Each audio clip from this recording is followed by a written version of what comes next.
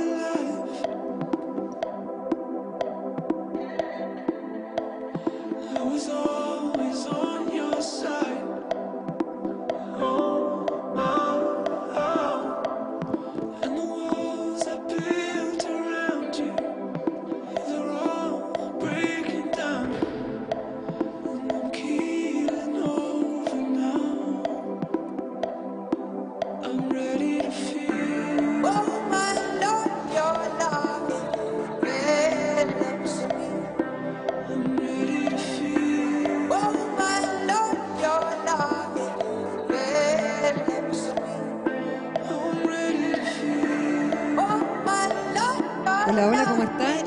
Muy buenos días. Qué felicidad tenerlos aquí. A toda la gente que está por allá caminando, los invitamos a acercarse al escenario principal. Me voy a presentar, yo soy María Elena Dressel, periodista, dedicada ya hace hartos años a trabajar promoviendo el emprendimiento, la innovación acá en el país, así que estoy muy feliz de acompañarlos hoy día en distintos momentos en nuestro encuentro 2021, el ETM Day.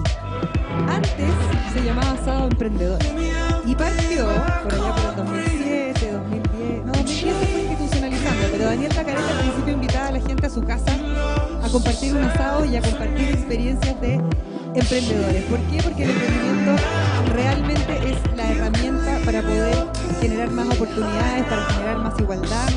Detrás de toda gran empresa siempre hay un emprendedor, alguien que pensó.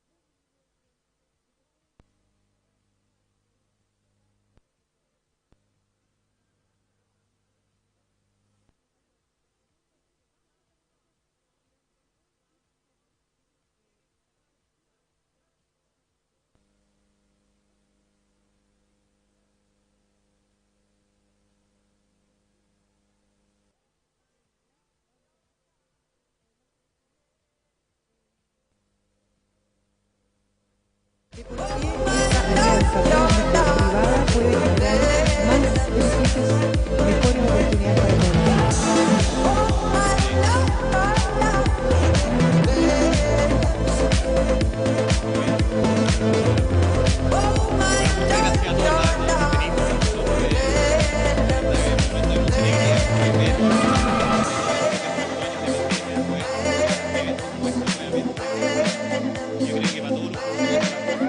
Colaborando, que también les quiero agradecer profundamente, que se han pasado. Yo creo que a todos nosotros nos encanta poder ver hoy día un encuentro como este, ver las caras, ver a los emprendedores, ver a los de la industria de capital de riesgo, a las empresas.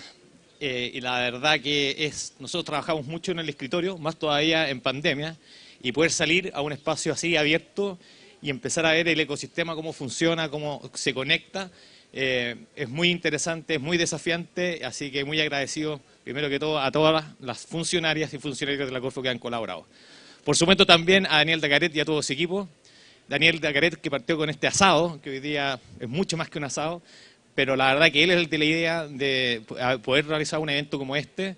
Por supuesto que la Corfo se sumó de inmediato y estamos en una alianza trabajando en sacar adelante este desafío que lo que busca es, como les decía, conectar puntas, conectar mundo en pos del emprendimiento, de la innovación de nuestro país. Nosotros tenemos una mirada, una visión muy ambiciosa, que es transformar a Chile en una hub de emprendimiento, de innovación de Latinoamérica, y para eso, por supuesto, hay muchas brechas, muchos desafíos.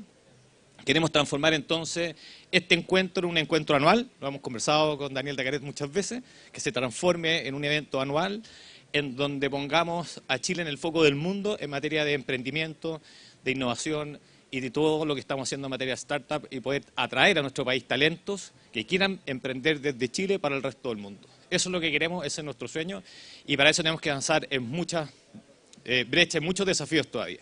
Uno de ellos, por supuesto, que es el que hemos tenido hoy día, lo que estamos tratando en nuestra carpa entre hoy día y mañana, tiene que ver con el financiamiento. Sabemos que han habido muchas dificultades en los emprendedores, muchos tienen que ir a buscar financiamiento en etapas demasiado tempranas. Nos gustaría que puedan ir a levantar recursos cuando ya hacen más tiempo, cuando ya hacen más tiempo, y por lo tanto ahí tenemos que avanzar. Es por eso que también vamos a tener un lanzamiento de la bolsa de Scalex, que trabajamos junto a Start-Up Chile, el Ángeles Romo está ahí, como una alternativa más de financiamiento. Ese es el foco que va a tener la carpa, el stand de la Corfo en estos días, porque creemos que ahí también tenemos que avanzar. Pero en fin, lo que nosotros queremos es que lo pasen bien, que lo disfruten, que aprendan, que se conecten. Van a haber temáticas también relacionadas con el mundo de las mujeres. Va a estar la Cecilia Valdés, está ahí también liderando esa agenda. Sabemos que falta ahí, tenemos una brecha importante en ir sumando cada vez más mujeres al mundo del emprendimiento. Así que son muchos desafíos los que que tenemos por delante, y que esperamos que este encuentro ayude a ir acotando entonces esas brechas. Muchas gracias, y gracias, Daniel, por este tremendo encuentro que por segunda vez consecutiva lo estamos haciendo. Muchas gracias a todos. Muchas gracias, Pablo, gracias por el apoyo a todo el equipo de Corfo. Entonces, y ahora me toca presentar a un amigo, emprendedor serial. ¿Hay cachado que a los emprendedores les gusta ponerse emprendedor serial? Pero más que emprendedor serial, un hombre con mucha motivación. Yo ya les contaba un poquito de contexto. Partió el 2007 haciendo estos encuentros precisamente para intercambiar ideas, opiniones, experiencias respecto a cómo se emprende, a cómo se genera empresa y cómo esa empresa impacta positivamente sobre nuestro país. Daniel Dacaret, empresario y también el creador de Asado Emprendedor, actualmente Emprende tu Mente, ETMD y 2021. Un aplauso grande para él. Adelante, por favor, Daniel. ¡Woo! Gracias, Elena. Oye, muchas gracias. La verdad que es súper emocionante estar acá, ¿ya? Me acuerdo cuando, como estábamos en el Liguria en el año 2007, y Cristian Sepúlveda de UBIC me dice, oye, hagamos un asadito. Era enero, estaba soltero verano, vamos para la casa, era la época de Plan Z, ¿ya? Y nos fuimos para la casa, ¿ya? Y acá estoy, con una productora haciendo eventos, después de 13 años. La verdad que estoy súper contento, lo más bonito, que Corfo se hizo parte de esto.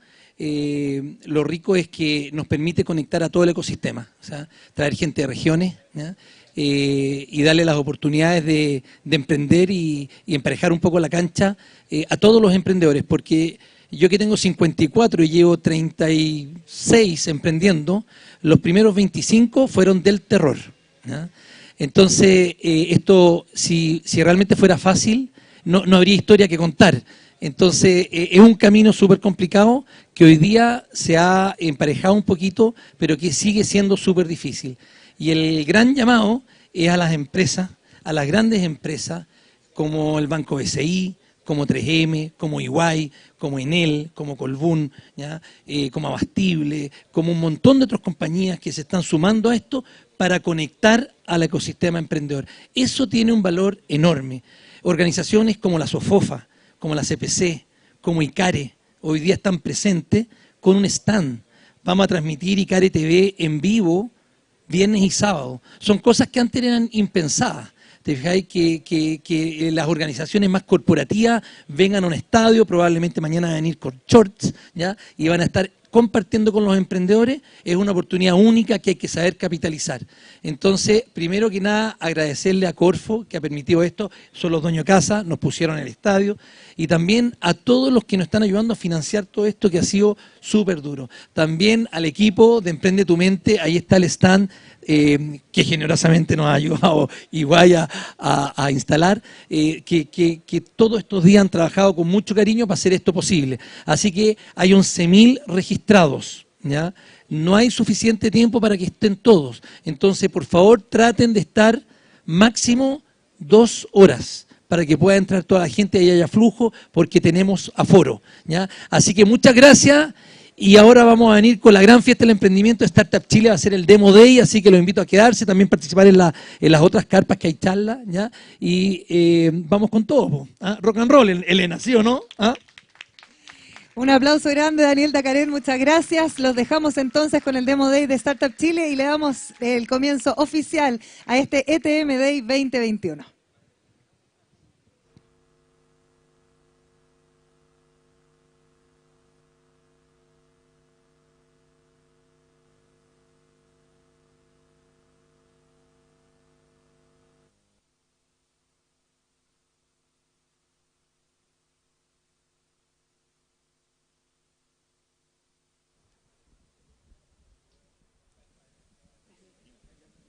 ¿Ahora sí? Ya. Ahora sí. Vamos a darle entonces el puntapié inicial al evento con el Demo Day de Startup Chile. María de Los Ángeles Romo está con nosotros. Un aplauso para ella.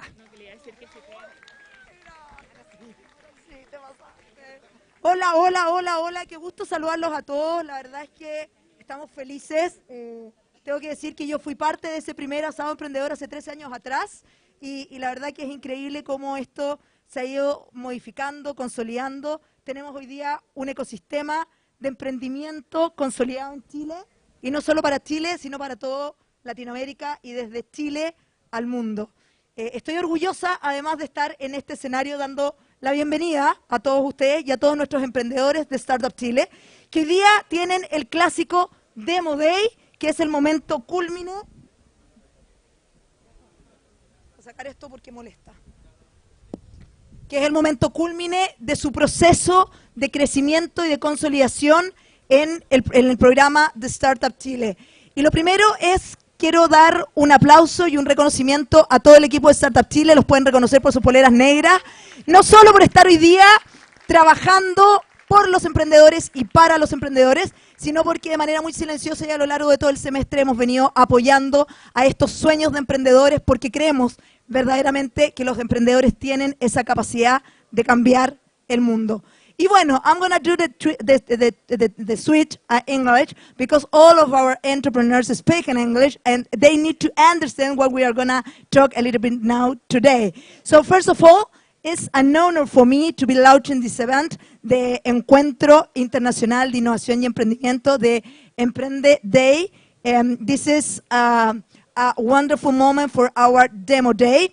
We will see here all these startups for our Build and Ignite program. So thank you very much to all the entrepreneurs coming today and doing the pitch to understand what you're doing today. So a big applause for all of them. Okay. If someone needs a translate, you can ask for a translate system over there. So nowadays, probably some of you are asking why we used to do this, why we are working with entrepreneurs, why we are working all the day with the startups. And I would like to tell you that we really, really believe in entrepreneurs. We believe in startups. We believe that you are able to change Chile, to change the region, and also to change the world. And we believe you have the power to do this change from Chile to the world. We are absolutely sure that your startups, your companies, your technology are doing changes for the world completely. So thank you very much for being here. Thank you very much for trusting in Startup Chile and for to choose that the beginning of your journey is the Startup Chile. Why? because Startup Chile is the first one business accelerator for Chile, for the region, and top 10 around the world. A big applause for that as well.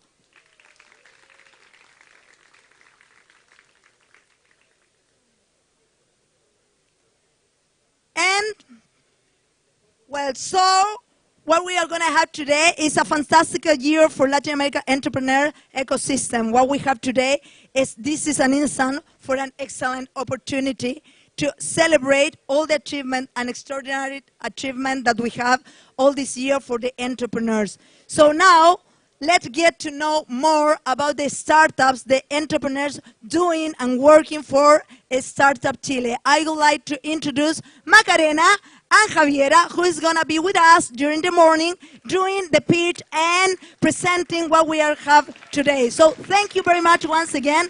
Thank you for being here. Thanks to our judges coming with us today. Thanks all of you, because as me, you also believe in entrepreneurship. High impact entrepreneurship are doing changes for the world. Don't forget about this. So thank you very much, and very welcome all of you.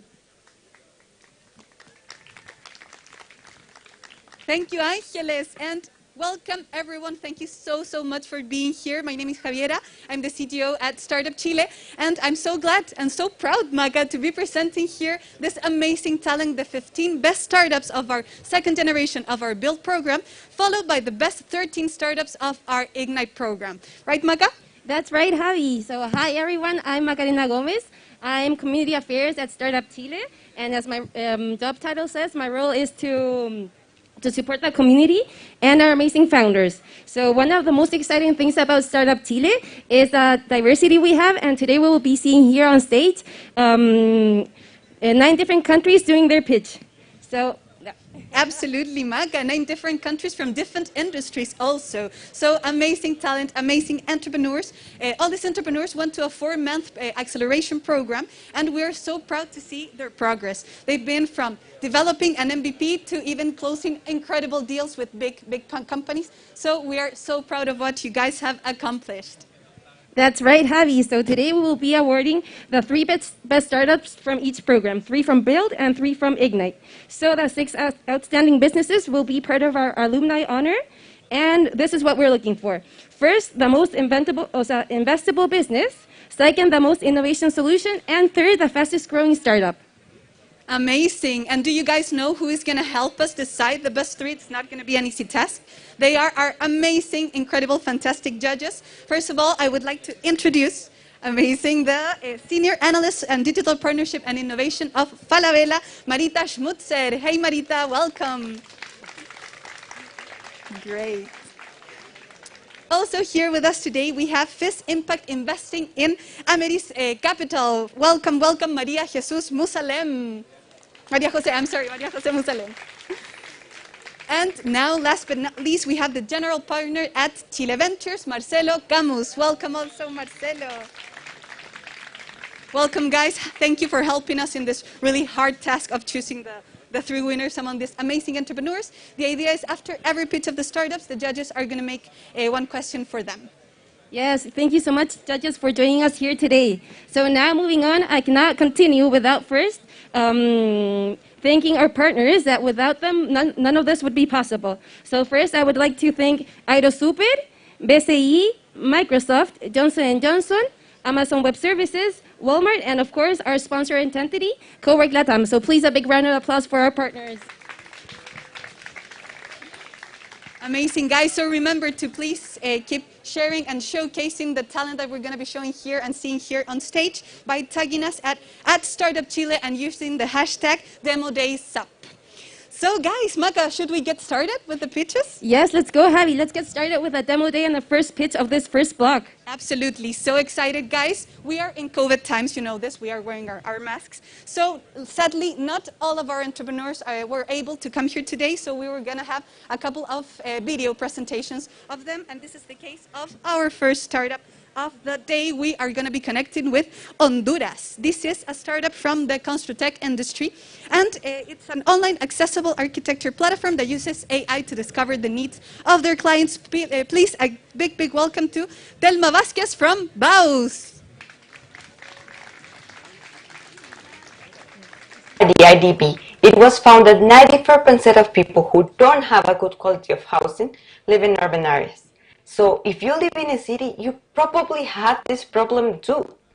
And that is because there is a lack of access to the elements that allow having a good quality home, which traditionally have been exclusive to groups with greater purchasing power.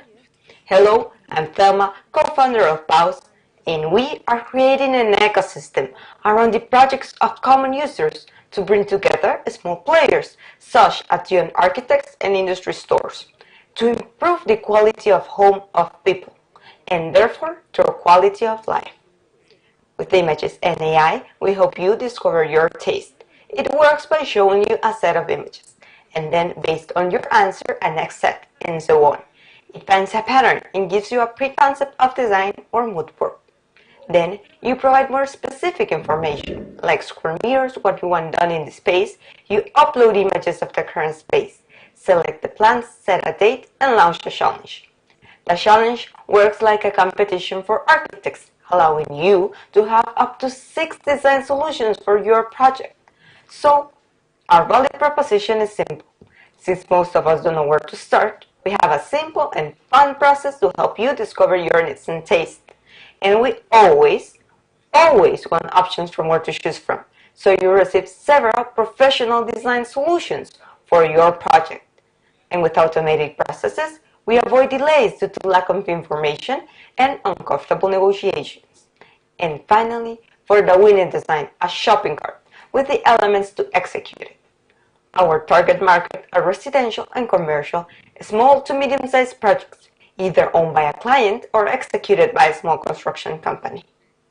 We get a commission per challenge launched and are implementing a subscription plus commission per product sold paid by industry stores. We currently have more than 320 challenges, more than 500 registered architects, and we do more than 30 mood boards per week, and have 60 industry stores interested in integrating into the Bhauss process. We also have been recognized by Habitat for Humanity as one of the best housing technologies in Latin America. With the support of Start-Up Chile, we increased our sales in a 30% and connected with important industry players like Maciza y Construye, Sodimac, and the Chilean Chamber of Construction.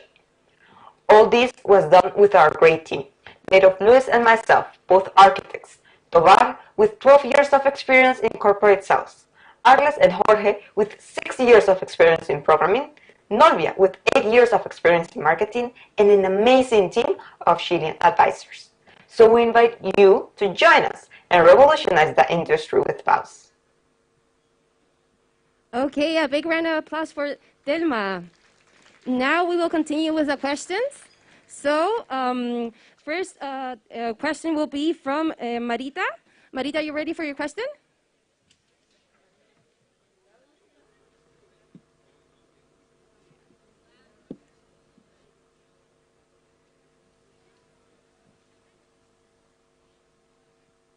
¿El micrófono?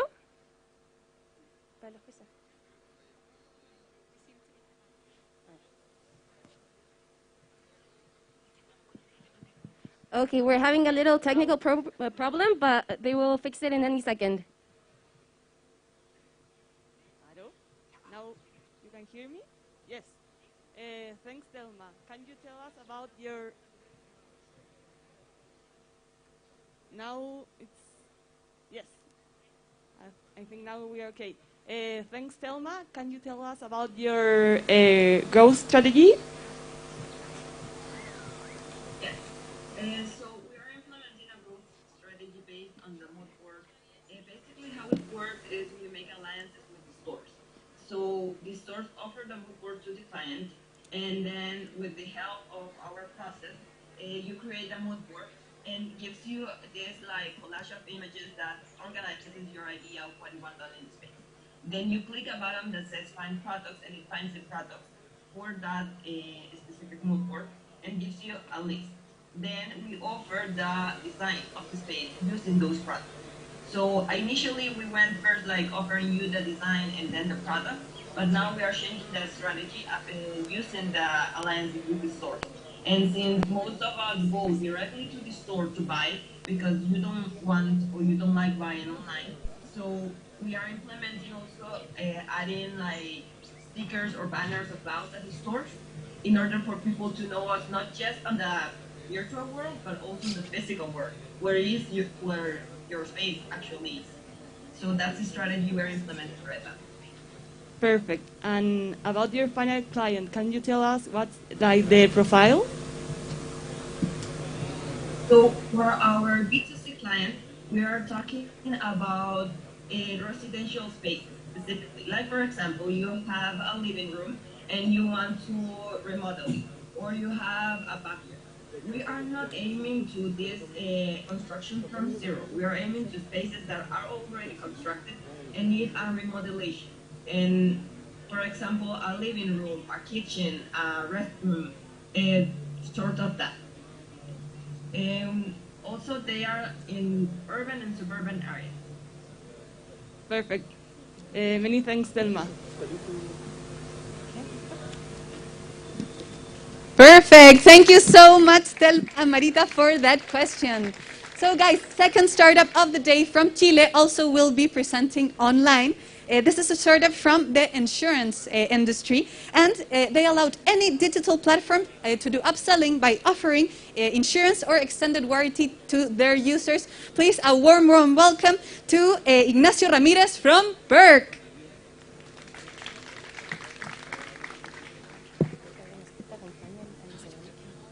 Hi everyone, I'm Ignacio, one of the co-founders of Perk, and I'll talk to you a little bit about our company.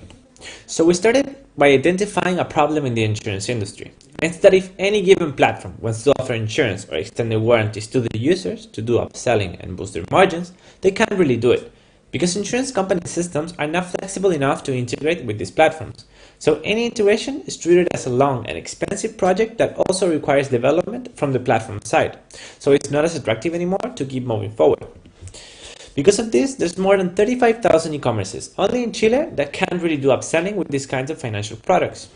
And we offer a solution to them by allowing any digital platform to offer insurance or extended warranties to the users without any effort, automating the whole process from end to end, thus allowing platforms to boost their margins and insurance companies to massify their products.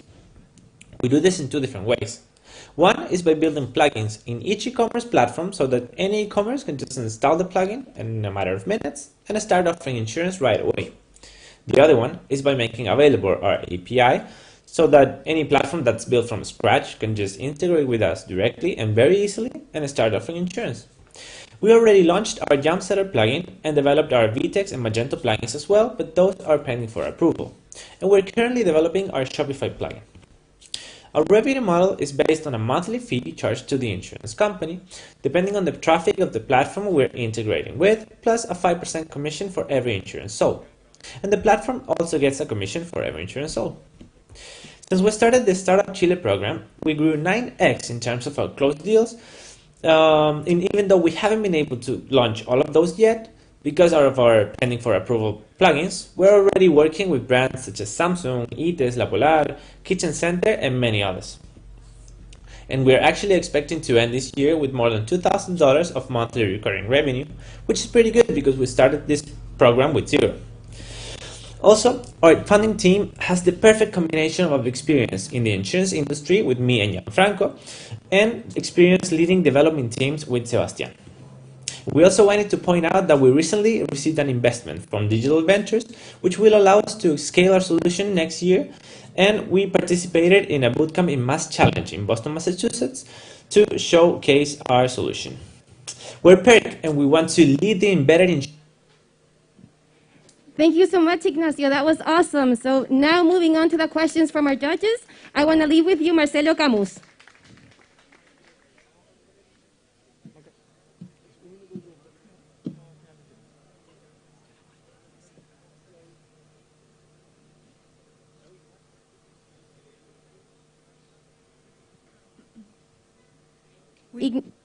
Ignacio, we're having a little technical problem, so we'll be with you in 1 second. There we go.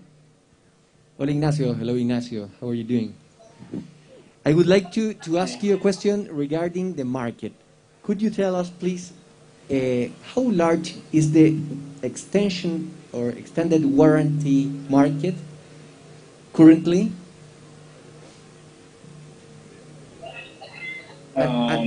Basically, any e-commerce that offers technological products or electrodomestics is or can offer also a extended warranty product. So it's basically what we said, more than 35,000 e-commerces only in Chile, and we're aiming also to the whole Latin American continent. But what percentage of customers really buy extended warranties currently? Depends really on the category of the product, but overall, on average, it's between 15 and 20% of the customers that buy extended warranties nowadays. Okay, and using that percentage. Okay, go ahead. And using that percentage, how large could be the market? Because at the end, you're going to get 5% of that, right? So it's interesting to understand the scale of the market. 5% of what? Oh, okay. We're going to get, okay. I'm so sorry, guys. Time is up for questions. So sorry, we only have 1 minute. So thank you so much, Ignacio, for your answers. And also thank you, Marcelo, for the questions. So now we go to the in-person part of the show. We have from Costa Rica an amazing guest in the biotechnology and advanced materials industry. They create materials by using biotechnology. So please a warm welcome to Andrew Brenes from Smatter.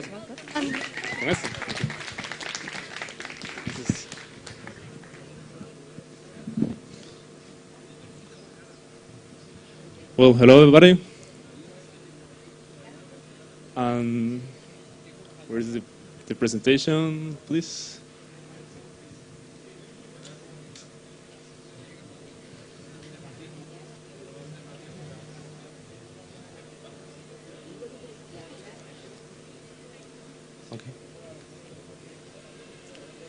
Okay, ready.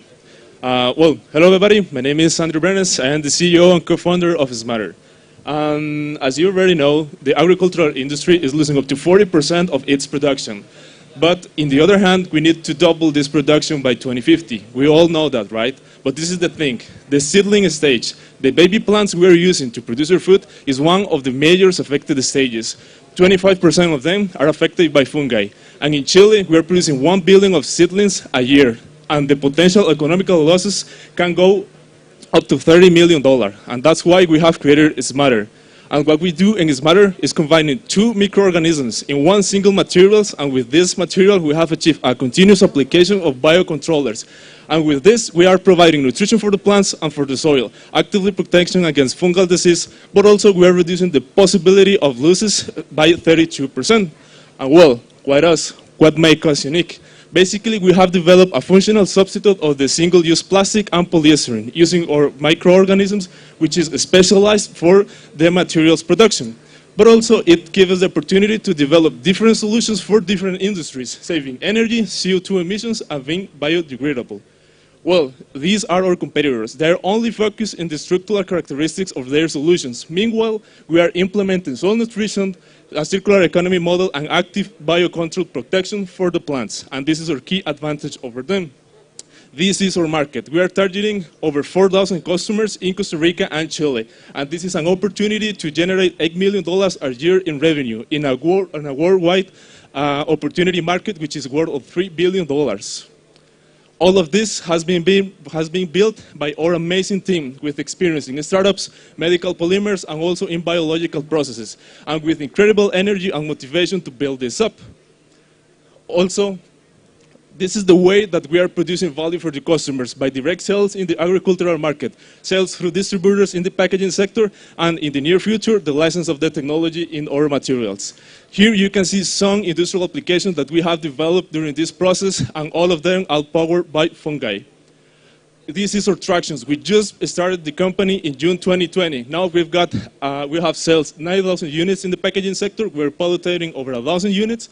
Pre-orders value worth of $11,000, and now we have a partnership with the most important company in the wine sector in Chile to develop a pilot. We just started the Startup Chile journey with an MVP and pilot agreements. Now we've got sales, pre-orders, and we have raised some non-refundable funds from the Costa Rican government. And this is how our future looks like. Basically, to growth in sales, to finish the development of the technology, and to diversify our solutions. We're really excited to bring our biomaterials to the world. It is time to create a more sustainable future. It is time to create a smarter world. Thank you. Thank you so much, Andrew, for your pitch. Now we will continue with the questions from our judges.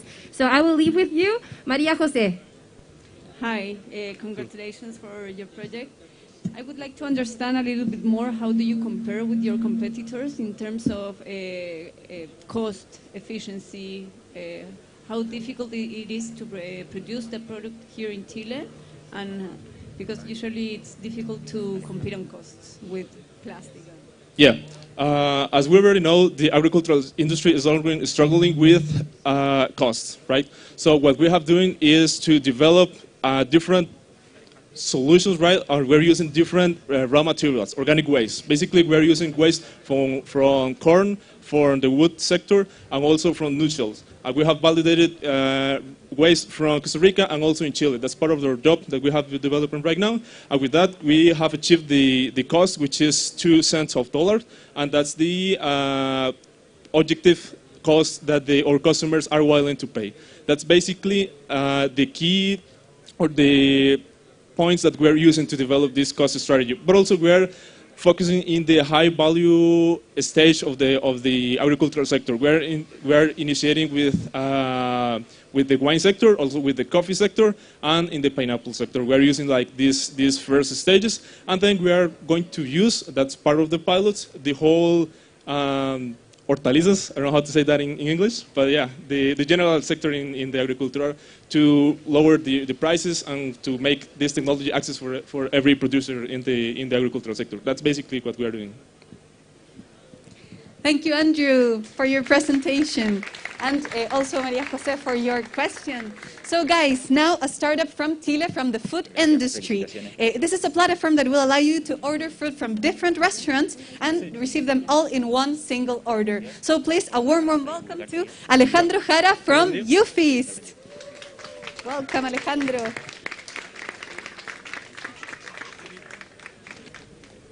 Hello, everyone. I am Alejandro Jara, and let me introduce you a new way to order delivery food.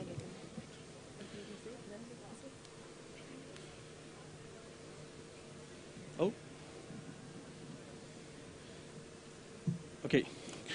What will you do if you want to order delivery food with a group of friends, but everyone wants to order different type of foods? You have two options.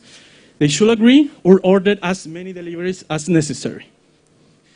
Yes, because we're still ordering food in the same way we used to do since 12 years ago.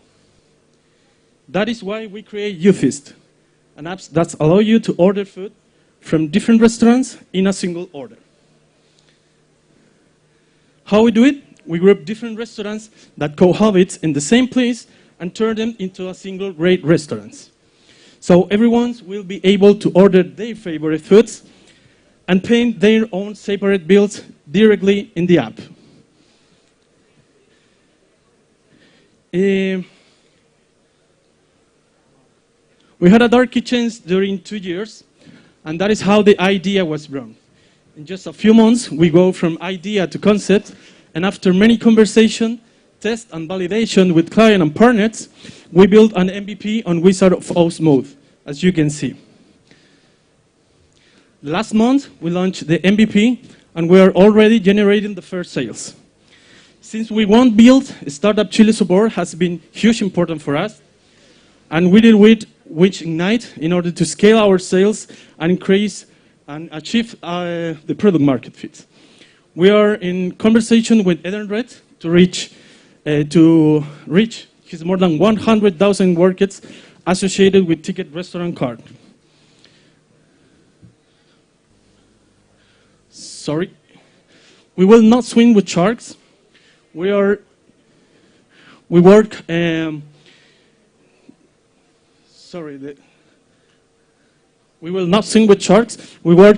solving pains and unmet needs in a metro markets, creating new solutions that helps people.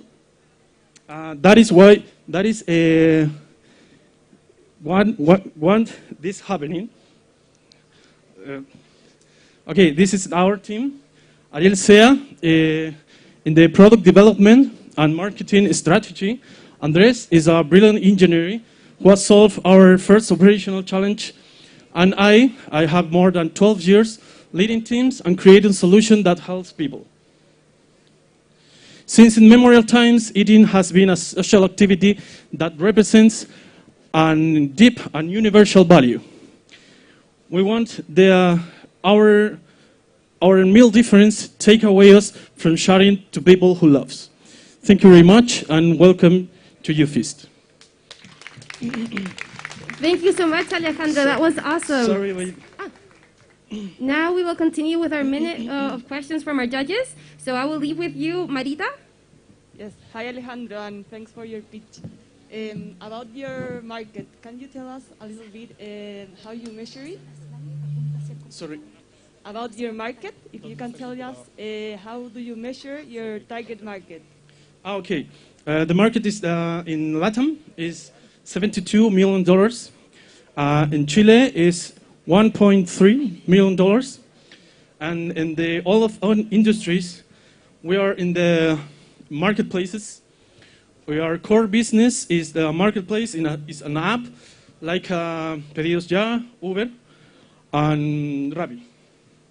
Perfect. And how do you compete with these big marketplaces? We are developed in MVP and Wizard of Oz mode, but we are in the next stage, in the Ignite as well. We want to build our own platform. Perfect. Thanks, Alejandro. Okay. Thank you, Alejandro, for your presentation, and also Marita for the question.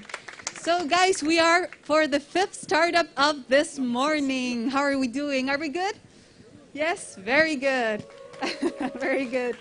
So, guys, now we have a startup from Peru.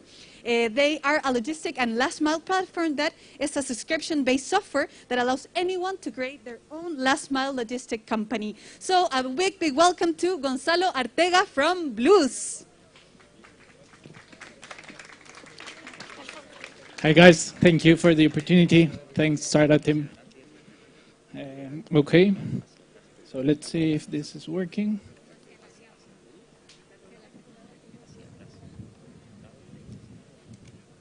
Okay, great. Great. So first, let me introduce you Mr. Armando Vela and OOB General Services. They, like so many independent delivery men and micro-logistics companies, help millions of small businesses to survive during pandemics. What happened to the large logistics that always talked about their large fleets and their large systems? They collapsed, gentlemen. Orders with 3 months of delay and thousands of complaints. What happened to the market? Approximately 90% of the companies of Latin America were served by 2 million independent delivery men and 200,000 micro-logistics companies. That is approximately 33% of the GDP of Latin America. This is a market of $1,500 billion annually, and we have calculated that approximately $18 billion are in logistics expenses. So what the problem that we figured out? That the communication channels were collapsed. Approximately between 5 and 8 orders each independent delivery man or micro-logistics company loses daily because of not answering phone calls or WhatsApps. And this is a common picture on streets where delivery men are still using paper, WhatsApp to calculate their routes and losing a lot of time. In this pain point is where Blooz is created, the Shopify of last mile logistics, and we're a subscription-based software that allows anyone to create their own last mile delivery. How?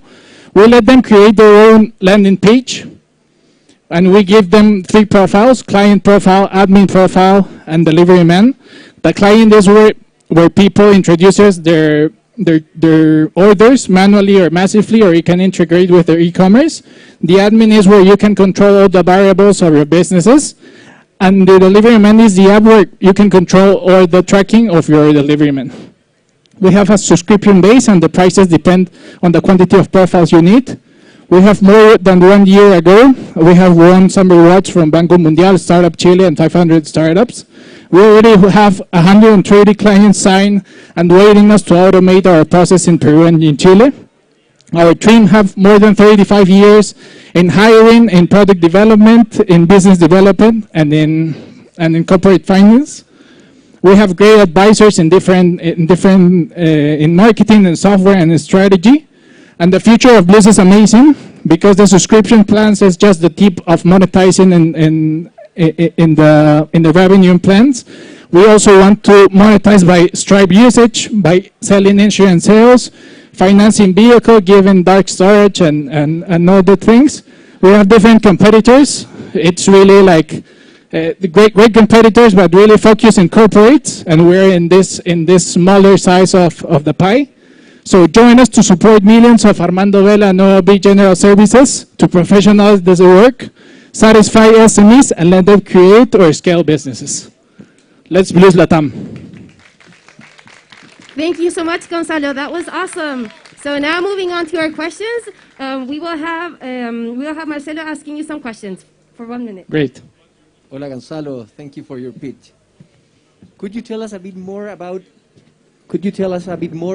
your competitors? Which is your reference, and which is your differentiation with your competitors?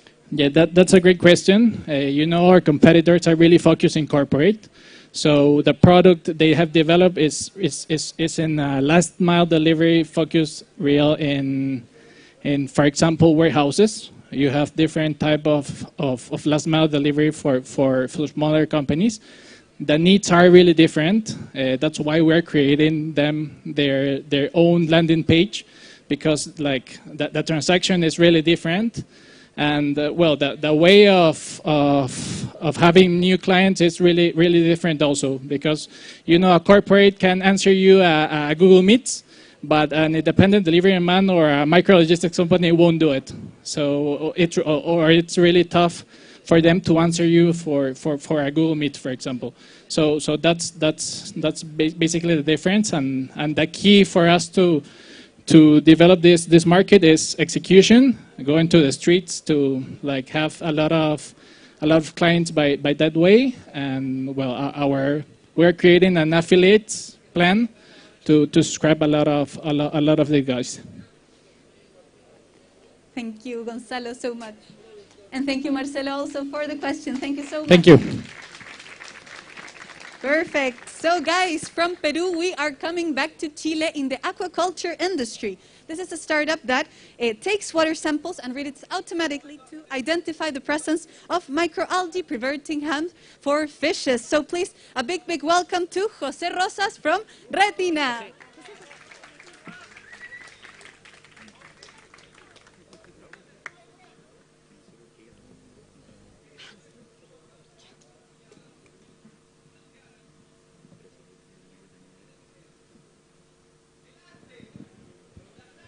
Hello? Yeah. Hi, I'm Jose Rosas, co-founder of Retina, and we provide aquaculture system to the aquaculture industry. Here you can see what happened on Fiordo Comau. This is in Patagonia on April of the current year. These brown stains are billions of microalgae that bloom under certain environmental conditions. And on this single event, it produced 6,000 tons of mortality to the salmon industry that projected losses of $200 million. And an outsized environmental damage. The main impact of microalgae on the aquaculture are feed loss, environmental damage, and fish mortality. And in the present, there is no way to prevent these events. So the only thing you can do is keep the fish alive while the algae is present through quick actions. And that is why it's required to be monitored by law. The traditional monitoring process is slow, it's expensive, and require a big chain of coordinated people. That's why we want to improve this with our solution. So we provide a device that takes samples of water, photograph them, and then evaluates the water condition immediately with electronics and AI. The main benefits of Retina are increased productivity while reducing the risk of economic loss and environmental damage, all through a permanent and continuous monitoring system. This service has a market of $20 million a year in the whole world. But since Chile has 30% of the global production of salmon, our SAM is $6 million, and we aim to capture 60% of that with the main companies in the industry. Another fountain's income will be related aquaculture industries, such as shrimp, cobia, and dorada, for example, desalination plants, and governmental programs for aquaculture and monitoring algae. Our business model consists on a setup fee for a beginning contract, plus a monthly fee for the service. Our team consists on Pablo Campos, who has been working many years within the industry and know everybody in the inside. Rudy Suarez, who has been in charge of aquaculture monitoring system for the last 10 years. Manuel Hermosilla, who teaches machine learning algorithm at Johns Hopkins University in the US. And myself, who I'm in charge that all the moving parts of electronics work together. Between pilots and service agreement, we have sold $31.6 thousand with 4 deployed devices. And now we are negotiating with 2 of the main companies in Chile to expand this number on 20 or 30 more for the next year. So let's improve the aquaculture with the algorithm. Thanks. Thank you so much, Jose. That was awesome. So now moving on to our questions, we have Maria Jose Musalem, who will be asking 1-minute questions. Hi, congratulations. Very good project. I have 2 questions. One related with the cost. How does this alternative compare with the other types of alternatives they have currently? And the second one is related with how is the effectiveness of the pilots you've made so far, and which is like the answer you have received from them. Yeah, for the first question, we aim to, the cost for our service will be the same that the regular, but we are sampling the water like 20 more times a week, because we sample it in the night, in day, and the traditional monitoring system is only 1 a day, and with 2 days delay of the results, so it's very ineffective. We provide it practically online. And the second question? Related with the efficiency of of what you've done so far. Yeah, in this stage, we upload the photos, and a biologist review the photos, and then there's a report that gets sent back to the salmon site. But at the same time that the biologists categorize the alga, we are growing a repository with algae image, and we are training an algorithm. And the algorithm, we just have enough algae that has 95% of accuracy rate, but you have to have more than 1,000 photos of each alga to reach that accuracy rate. Thank you so much. Gracias. And thank you also, Maria Jose, for the question. So guys, how about some female power in this stage? It's amazing. It's from the industry. This is a startup that is the first real-time driver behavior-based insurance platform in all of LATAM. Big welcome to Leslie Hidalgo from INSUREPRO.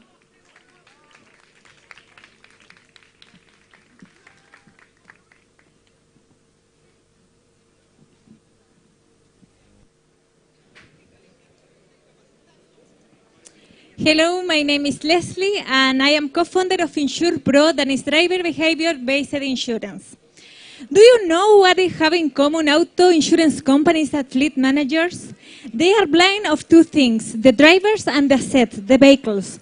And for example, when the driver declare a claim, that have the 50% of possibility in the beginning is a lie, it's a fraud. After all the verification, we have the 30% of that is a fraud. And the companies doesn't know if it's a good or bad driver.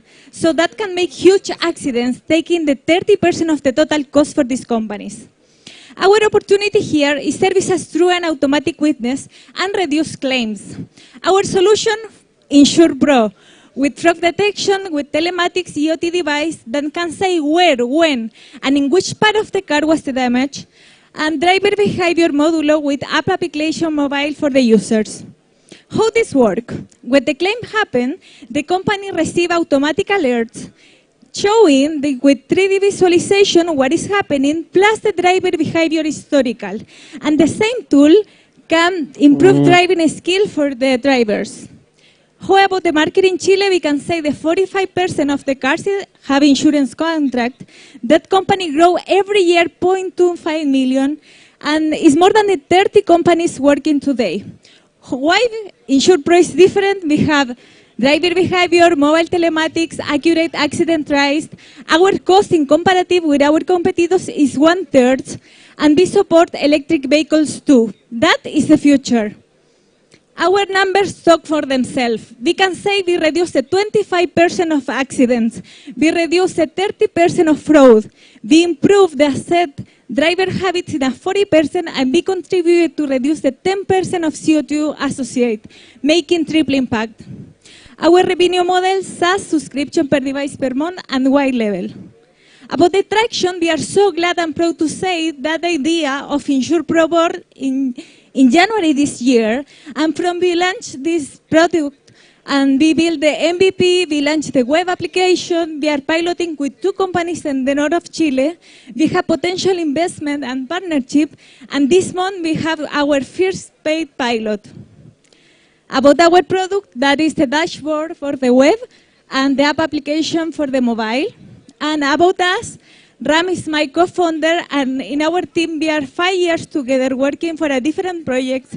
We have 50 years of experience in different areas for manager, customer management, operation, development in software, in web, in app, in business. And our mentors, Ramon Suarez and Juan Jose Santa Cruz, and with me, my baby with 8 months. We are made in Chile. Thank you so much. Thank you so much, Leslie. Congratulations. So now moving on to the questions. Marita from our invited guest judges will be asking. Hi, Leslie, and thanks for your pitch. Can you tell us a little more about your competition and your difference with them? Perfect. Our competitor in Chile is Joycar, and in the US is Demov. We are different because the insurance companies want to do the base-based insurance. That means that you look everything from telematics, that can say how much kilometers, how much fast you are, but we want to change that view. We want to say, okay, let's do that, but from the driver. Because the driver is who have the fault, is who we can improve assets with him. So that is the first difference that we want to make in LATAM, this difference. No more telematics, look the human on that. And second, we have machine learning. We are 1/3 of the cost in comparative with our competitors because we don't charge for the hardware. And we have as well mobile telematics. That means if the IoT have some fault, for example, fail, we can use as well the mobile if it's on. We can take all the information from there. We have accurate as well trace, then we know exactly which part of the car was the damage to. And we support electric vehicles. That is the new in LATAM. So for this, we are different. Thank you, Leslie. Thank you so much. Please, go ahead. Thank you. So guys, we are remaining here in Chile for the EdTech platform. It's a job board focused on teachers and schools from all of LATAM.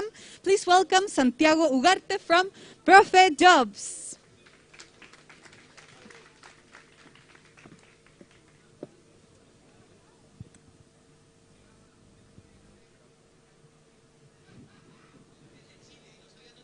Hello, hello. Hi, my name is Santiago, and I am the CEO of ProfeJOBS, the first job board focused on teachers and schools from LATAM. Schools in Chile face 2 types of teachers turnover. First, 24% of teachers quit their job annually, something that costs to the schools 30% of teachers' annual salary.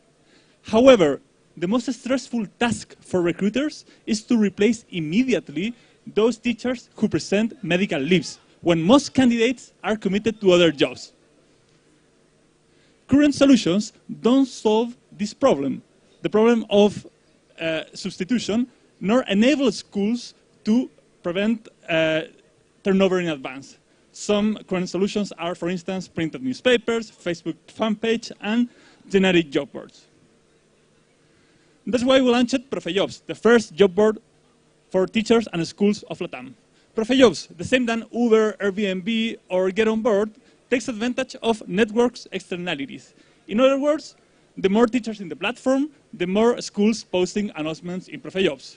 This specialization also enables us to acquire more teachers to the platform and extract enough information from them, and then we build features to to recommend teachers to schools and to tell them which teachers are available right now. For instance, in the case of Bradford School, they have received 54 applicants per announcement, and they received 6 teachers, they hired 6 teachers thanks to ProfeJOBS. Now is the right moment to tackle this problem. As you can see in the left, Chile is experiencing a dramatic shortage of teachers every year. And in the right, you can see how education is the industry that is experiencing, in USA, the largest number of quits this year.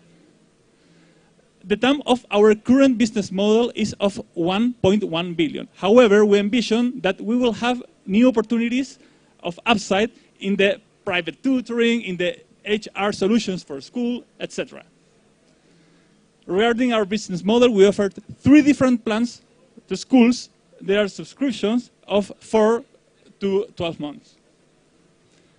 Since June, we have acquired 40 clients. You can see how our revenues have grown during this time, leverage on the growth of our community of teachers. Finally, we are the right team for this. Prior to ProfeJOBS, I launched Preuniversitario Monte Claro, which is where I lead firsthand the problem of teacher substitution. And after that, I worked with Philippo, my co-founder and CTO, for 2 years in the Falabella group, building strategic softwares for the company. And also we have nice advisors like Nico and Ignacio. Thank you very much. Thank you so much, Santiago. Congratulations. Now, Maria Jose will be asking you a question. Hi, I would like to understand how you actually get schools to get involved, and which is the attractive, because they're not constantly looking. Yeah. Or is in different times. Okay, sorry, can you speak louder, please? How do you actually get schools Yeah? to get involved in this platform? Okay, okay.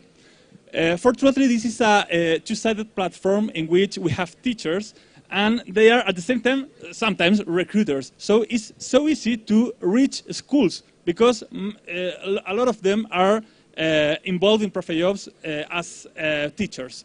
So we have a funnel and salespeople who are always contacting and reaching schools and people who take decisions in schools. And of course, we have growth hacking measures like Google, Facebook, campaigns, etc. Willingness to pay for Yeah. We close in this period 40 subscriptions. And we have many free trials, so we are activating new subscription every month, like 8 to 10 new subscription every month. Thank you so much, Santiago, for that presentation and also for the questions. Thank you. Thank you. Warm applause. Perfect, guys. Now we are going to Pakistan in the health and biotech industry. This is a deep tech startup that improves patient outcomes using AI. Please, a warm welcome to Sayaf Warich from XpertFLow. Hello. I am Sayaf, founder and chief operating officer of XpertFLow. I am happy to be a part of this initiative and present our solution here. Thanks for the Start-Up Chile staff to be providing this opportunity. Back in 2019, when I was working in the healthcare system in Pakistan with Rashid and Shan, it called our attention that there is a serious condition that is largely underestimated and difficult to diagnose at the right time because it required constant monitoring through blood reports and tests. So, this condition is called sepsis, also known as blood poisoning.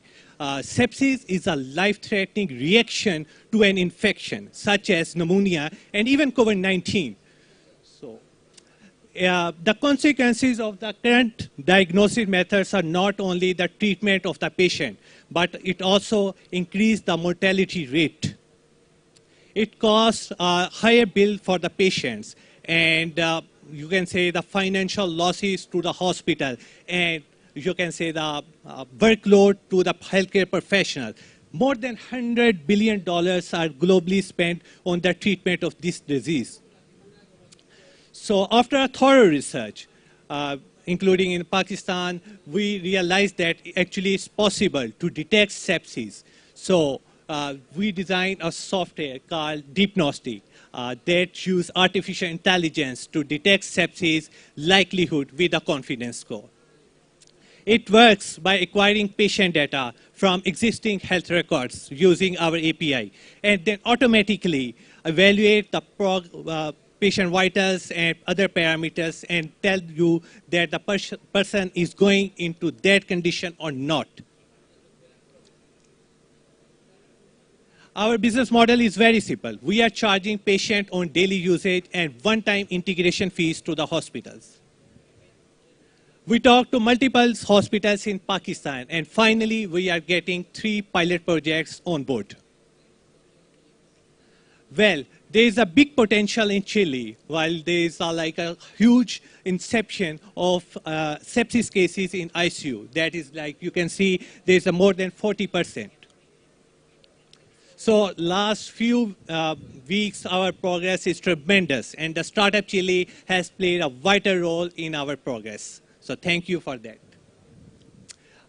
So far, what we achieved so far is because of this team of passionate entrepreneurs who have desired to run the world. And recently, we onboard Angie in our team from Chile to target the South American market as well. So these are our some achievements for last 1 month. And currently, we are raising $700,000 to expand to the South American market as well. So thank you, and let's join hands to revolutionize healthcare. Let Diagnostic save millions of lives. Thank you. Thank you so much, Sayaf. That was awesome. So now Marcelo will be asking you some questions. Thank you very much for the pitch. Could you tell us a bit more about your go-to-market strategy? How does your commercial funnel works, please? Yes, for the growth strategy and the market strategy is work in a sense that we are initially start up pilots with the hospitals and give them a potential of 3 or 4 months to understand our solution in a better way. Like there are few competitors around the world that are working in their own solo. So there is a big potential that we give hospitals to access and to check how they are going to improve their system. So we are giving the 3 months free trials to the hospital and then convert them into the paid pilots and then convert into the commercialization maybe. So this is how we are going forward. Thank you very much. Thank you. Thank you. Thank you, Sayaf. So guys, we are flying back to Chile for a social impact startup. This is the Super App for gig workers. So please, a big welcome to Felipe Castañeda from GLIBER.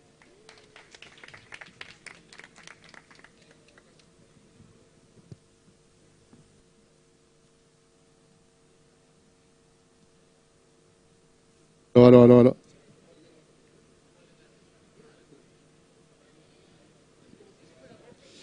Hello, we are GLIBER, and we are improving lives of the new economy workers through technology. Let me introduce you Juan Angel. He came from Venezuela to Chile looking for better opportunities. He worked 7 days a week, 10 hours per day, for 3 different delivery apps to maintain his family and help his parents in Venezuela. He also bought his bike with an informal credit that is very expensive. And like him, all his friends are in a similar situation. But what happens if Juan Angel has an accident? How can he maintain his family or help his parents? How does he cover his medical attention? That's why we created GLIBER, the super app for gig workers, powered by an opt-in membership that bundles services, an app where workers can hire insurance policies, get financial and accounting products, get different types of assistance, and much more. We want to be accessible, flexible, low cost, and simple solution to improve their well-being. This is a cross-cutting problem throughout the world, especially LATAM, and we think that with a technological platform and a fair membership, we can gliberize LATAM and help millions of workers that live day by day with common problems. During the Startup Chile program, we launched our MVP. We already have our first product. We get our first paying users and partnerships with several gig economy apps. Our products were co-created with the community, and we are working on a new product prototype to deliver even more value to them. We also have a strong backing. Big companies looking for solutions to gig workers. They know this is a big segment today and will be even bigger tomorrow. Our competitive landscape, there are few competitors in a big market, so we think that this is a really big opportunity for us. Our business model is based on a membership that is focused on health assistance and income insurance that also give access for products or services with a special discount. But memberships are just the tip of the iceberg. We have a lot of opportunities to deliver even more value to our users.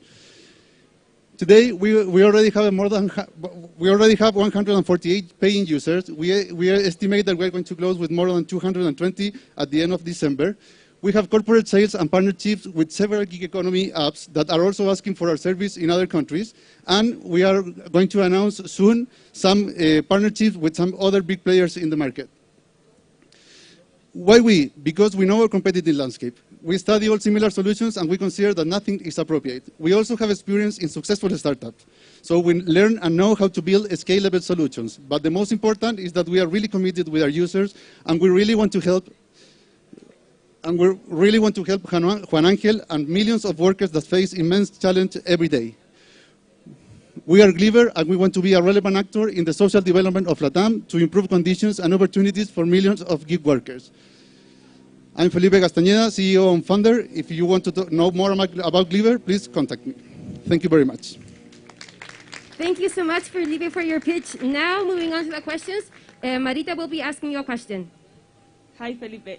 Hi, Marita. How do you see the growth of the market, considering that the gig economy is becoming more regulated? The regulation for gig economy, I think, is really slow, and I think that the industry doesn't tolerate a really big regulation. So if we have a straight regulation, I think that this could kill the model. So I think that they are going to convivir both solutions. So I think that we have a really opportunity today and for the future. And do you have a B2B or B2C solution or strategy? Our strategy, our initial strategy was B2C, but it was really hard to get to our users. So now we are starting to our B2B strategy. We have direct contact with gig economy apps or gig economy companies. Perfect. Thank you so much, Felipe, for that presentation. Amazing. So guys, now we are flying to Argentina for our 11th startup of the day. This is a prop tech that wants to bring liquidity to home equity. So please, a warm welcome to Guido Galanter from Philippo. Hello. Okay, my name is Guido. I am the CEO of Philippo. And with Philippo, we are bringing an easy way to get access to home equity to LATAM. So the problem is that real estate is an illiquid asset. So for example, if you're a homeowner and you want to change your home, well, we know that 55% of them need to get access to the equity to buy their current home. And if you're an investor and you want to move out from your investment, well, that might take some time. But the good news is that this problem is huge. This problem represents 40% of total transactions in Latin America. And based on these numbers, which is the sizing, we are talking about an $80 billion annual opportunity.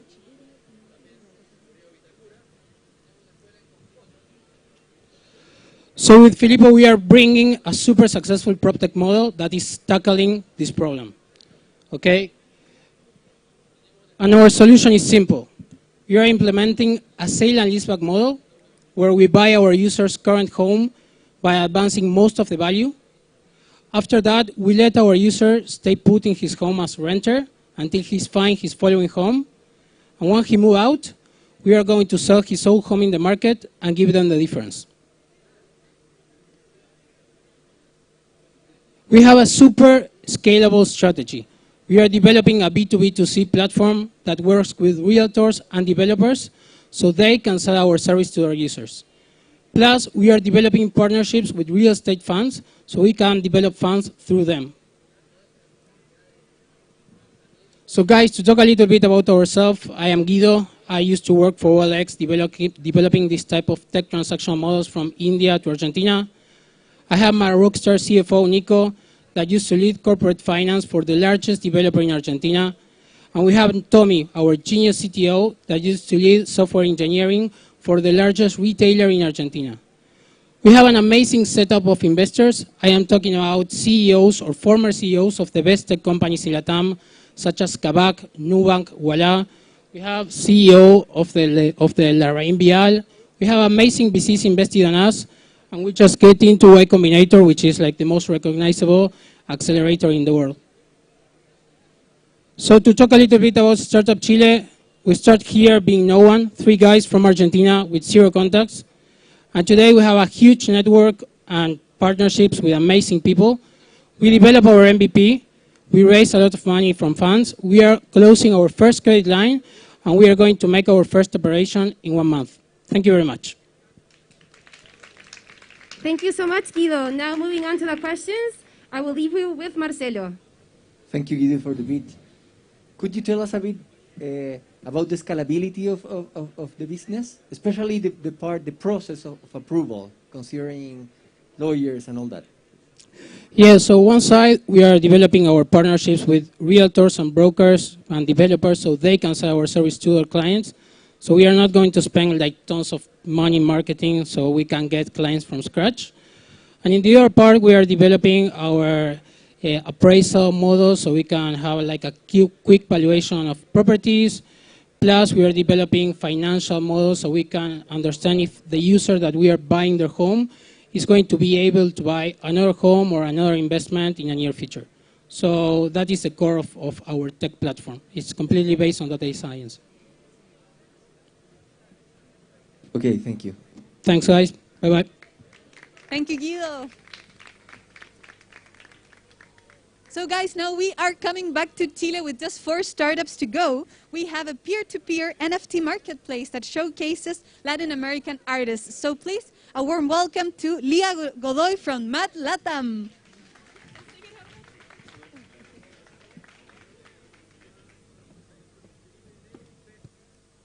Can you hear me? Thank you. So, no, this is not me. Mido? Oh. So, there was a mess up. We go Sorry right about after that, them. guys. So We had a little here you are. mix-up. Thank you. Well, that was all. You rock. We're so sorry for that tiny mistake. So I leave you here with, also from Chile, a startup that has developed a technology to optimize the resources in agronomy, Nicolás Castellón from Mido. Hi, hello everyone. My name is Nicolás Castellón, and I am the CEO of Mido, and today I'm going to talk to you what we were doing from all of this time. So, okay. Well, this is the Vidlogs lake located in Guatemala, and the green lines that you can see is a many of algae and bacteria that feed on an excess of nitrogen. In this process, they suck all of the oxygen out of the water, killing fishes and other organisms. Did you know that the 25% of the nitrogen uses on fertilizer by farmers go to the underwater, pulling rivers and lakes, and the third part of the greenhouse gas emissions caused by the agro industry is because to an excess use of fertilizer. But the most important, on average, the 15% of the farmer's operational cost is because to the use of the fertilizer. So nowadays, a farmer, to know how much fertilizer to use, has to enter in a slow and expensive process only to know the amount of nitrogen, phosphorus, and potassium that his soil has.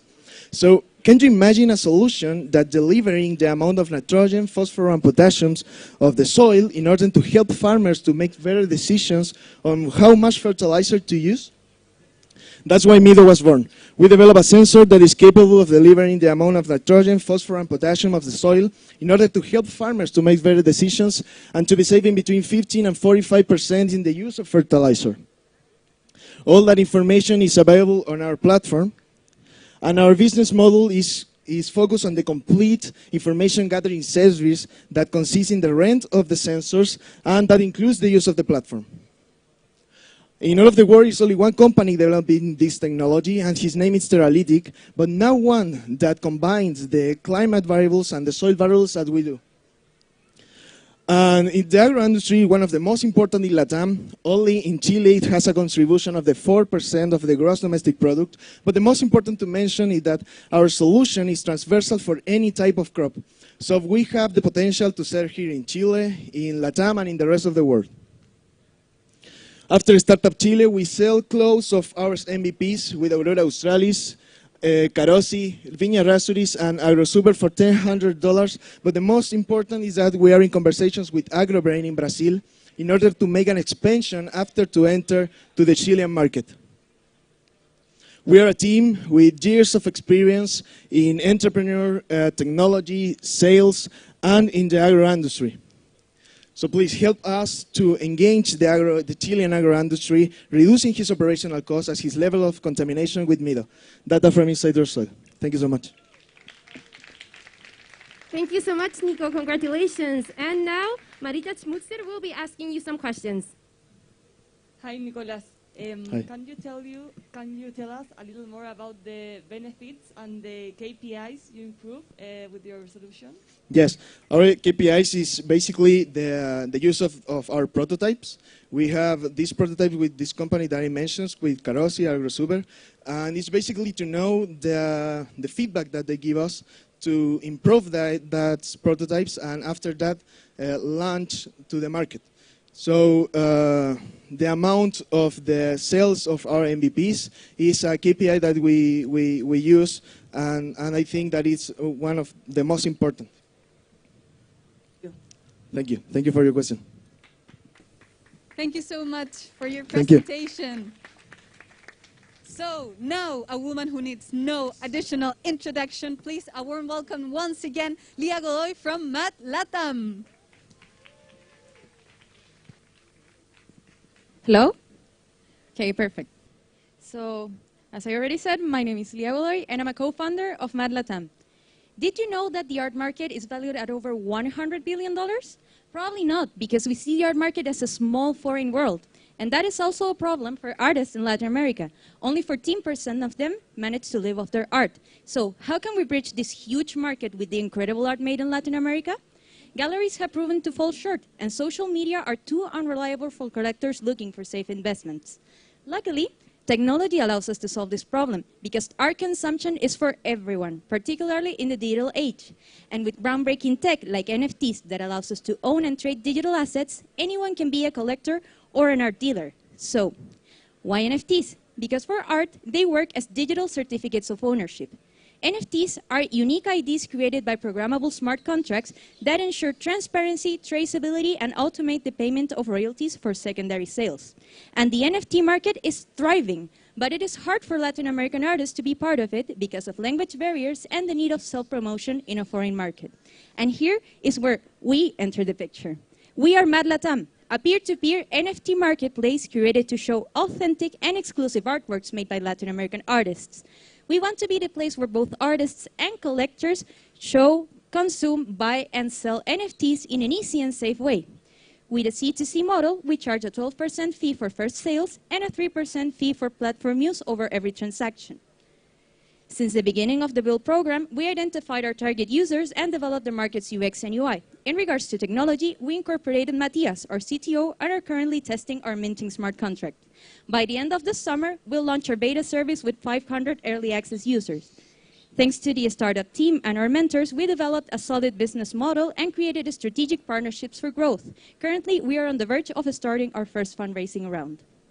Today, we count with 18 artists and pre-beta tester users, and while active in the art community, we are working on spreading the word about NFTs through art fairs, talks, and events. And because the future of art goes beyond the metaverse, we are working on creating bridges to showcase digital art in traditional and public spaces. We are the first NFT market founded in the region, and the only one exclusively for Latin artists. That's why we put Chile in the center of the NFT art revolution, taking our art market to the next level, showcasing our artists, and allowing collectors worldwide to consume their art. We are a team founded by 3 women from the creative industries, with over 20 years of experience in the fields of the communications, arts, and culture, with a blockchain specialist CDO with 5 years of experience as a developer. As digital natives, we strongly believe that the future of art relies on its interaction with technology and the potential of blockchain and NFTs to be the foundation of that future. We are MadLatam, the startup that will put Chile in the center of this art revolution. Are you ready to join us?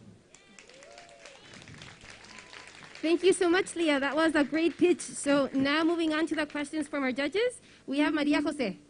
Hi, congratulations for your presentation. Very good. Thank you very much. I just wanted to understand a little bit how you plan to grow.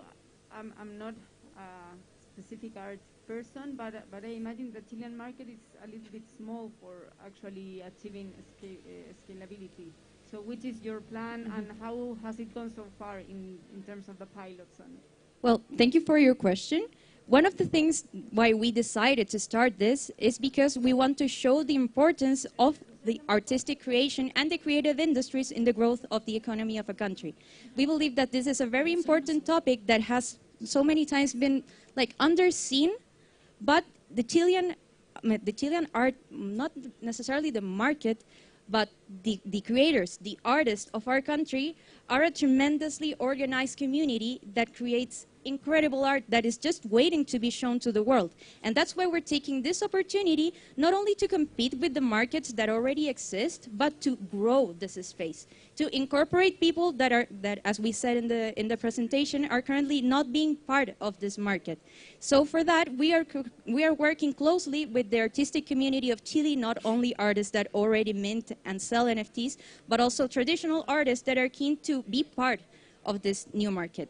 And in that regards, I wanted to show you, well, we made this test on the Chilean subway showing some artworks that were already minted as NFTs and put up for sale in other markets. And after this event, we actually managed to sell some of the artworks that were shown in the metro station. Together with that and with the strength of our community, we believe that we can start creating these numbers that currently do not really exist, and that's why we think that the art market is so small. It's because it's just like out of sight. We want to show it. Thank you. Leah. Thank you so much for your presentation. Perfect. Thank you. So guys, now we are staying in Chile in the food tech industry. We have a SaaS that connects a restaurant with suppliers. So please, a big round for Nicolás Madariaga from FudLup.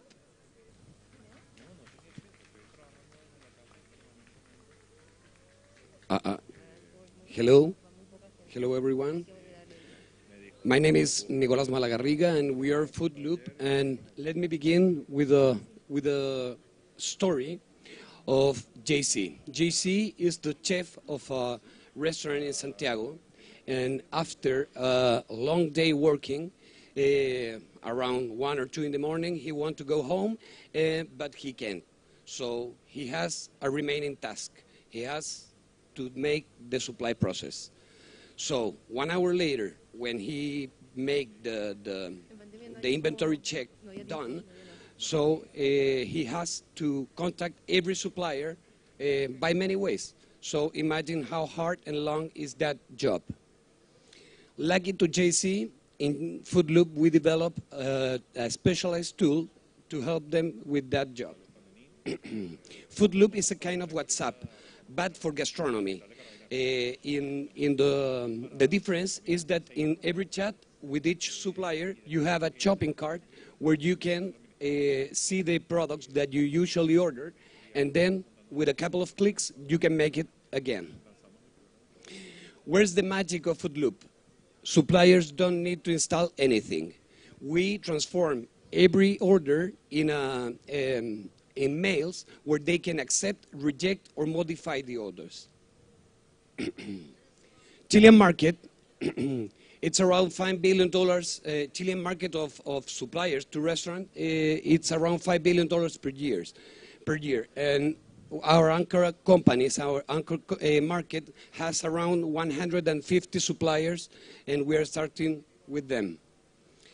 Competitors still far away, but Choco, the leader, has recently landed in US, so the commercial validation of this technology, it's already advanced. Our revenue model is based on monthly fee for premium version to suppliers, and also marketing investment and transactions fee. But we know that the real value of FudLup is data. So the next year we are launching the data science unit to offer the right product at the perfect timing to every user. With the Start-Up Chile program, we finish our MVP and we start installing in 38 restaurants, saving 1 hour daily for chefs and reducing their cost and their errors significantly. The next step is the commercial validation and reach the 500 restaurants that allow us to the monetization model and the expansion through LATAM. Our dream team, with all the capacities, the technical skills, have the willing, the power, and the energy to succeed. So, let you invite you to become a FudLooper and build a food future. Thank you so much, Nico. That was awesome. Congratulations. So now moving on to the questions, we have Marcelo. Thanks, Nico, for the beat. Could you tell us what would be your strategy to reach all that amount of potential restaurants that could be your customers? Okay, the commercial model, it's cycling. You know, when a restaurant arrives, they give us their suppliers, because they upload the suppliers and start working with them. And the suppliers, once they start paying the monthly fee, because they see a community built, have a funnel, advanced funnel, so they start to giving us the restaurants. At the beginning, we're starting with 2 of our co-founders are a businessman in restaurant industry. So we are starting with around 50 restaurants. Right now we have in 38, but we're going to reach around 50 this month. Thank you very much. Thank you, Nico. Thank you. Amazing presentation. Thank you. So guys, the last startup of the day, also from Chile, from the EdTech industry. This is the social network for Spanish-speaking teachers. So please, a warm welcome to Angelo Lopez from Profe.Social.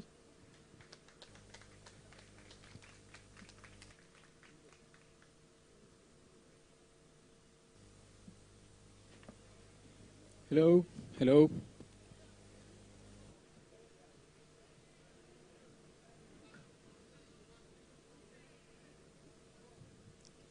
Hello, my name is Angelo Lopez, CEO of Profe.Social, the social network for educators. Teachers spend up to 20 hours a week preparing their classes and educational resources. For them, it's difficult to find quality materials on the internet. There is no place where they can collaborate, be inspired, or receive feedback about their work. Finally, they need a specific place to learn digital skills, best practices, and new methodologies. Profe.Social is the biggest social network for Spanish-speaking teachers and other education-related professionals. Teachers create a profile and come into contact with more than 70,000 teachers in the community. On the platform, teachers can upload and download resources. Also, they can earn money by selling their resources. Teachers upload resources and then can decide the price, can be free or paid. We take a 50% commission on each download of paid resources. We launched Profe.Social in March, and we grew in October to 97,000 download resources. We are growing 65% month by month. We have $19,000 in sales. We want to connect, in this first stage, the marketplace, 8 million teachers. During the Start-Up Chile program, we grew from 33,000 to 73,000 registered teachers, adding teachers from 9 new countries. In this same period, 11,000 teachers download resources, impacting the education of 300,000 Chilean children. Our team has 6 people, and we are 100% a remote company. We are 2 founders, and we worked together for 3 years. I have 15 years of experience working in startups and 6 years leading agile teams. Benjamin, my co-founders, has 10 years of experience creating software and was the CTO of Recorrido.cl during 5 years. During the Platanus Ventus demo day, we opened our pre-seed round. Some investors until now are Benjamin Quiroga, the founder of Corner Shop, Enzo Cavalli, expert in EdTech, and 500 Startup, to name only a few. Summary, we are the biggest social network for teachers. We have more than 73,000 users from 22 countries. We grow 65% month-over-month average. We are an experienced team, and we have a first-level investors. Thanks. Thank you so much, Angelo, for your pitch. So now to the last questions of our first block. We have Maria Jose. Okay, perfect. Hi, congratulations. You can see that you have been growing a number of people, but I would like to understand how you actually get to monetize this business. Given you can do it free, or it's like difficult to project how you actually get to grow more in revenues and how you scale it up. All right, thank you. We have 20% of resources, it's free, and that is like a growth engine. Many people come because it's free, but we have around 4,000 weekly active users. That's people that make at least one download a week, and 25% of them, is around 1,000 people, are paying for resources. We are like selling like $40,000 by month. 40,000. Four. Perfect. Thank you so much, Angelo, for your presentation. A big round, please, guys. We are done with our first block of pitches of the day for the Ignite program. We are so proud, and we just want to congratulate these incredible entrepreneurs who've made such an incredible progress in only 4 months. Right, Maca? Yes, Javi, that was a very impressive first block of pitches. So we already have the judges' evaluations, but only by the end of the second block, we will announce the winners of both programs. And of course, this couldn't be possible without the knowledge and experience of 3 fabulous guest judges that were here with us today, helping us choose the best startups. So please, a big round of applause for Marita Schmutzter, Maria Jose Musalem, and Marcelo Camus. Amazing judges, guys.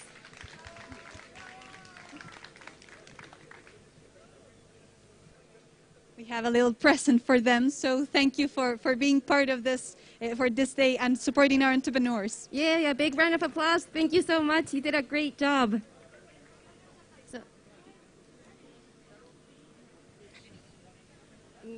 Okay, so now I would like to invite you to watch our fantastic series called Startup What? This is where we explain all the main concepts of the entrepreneurial ecosystem. So do you know what we mean when we talk about value proposition? Let's find out. Here on the screen you will see a video.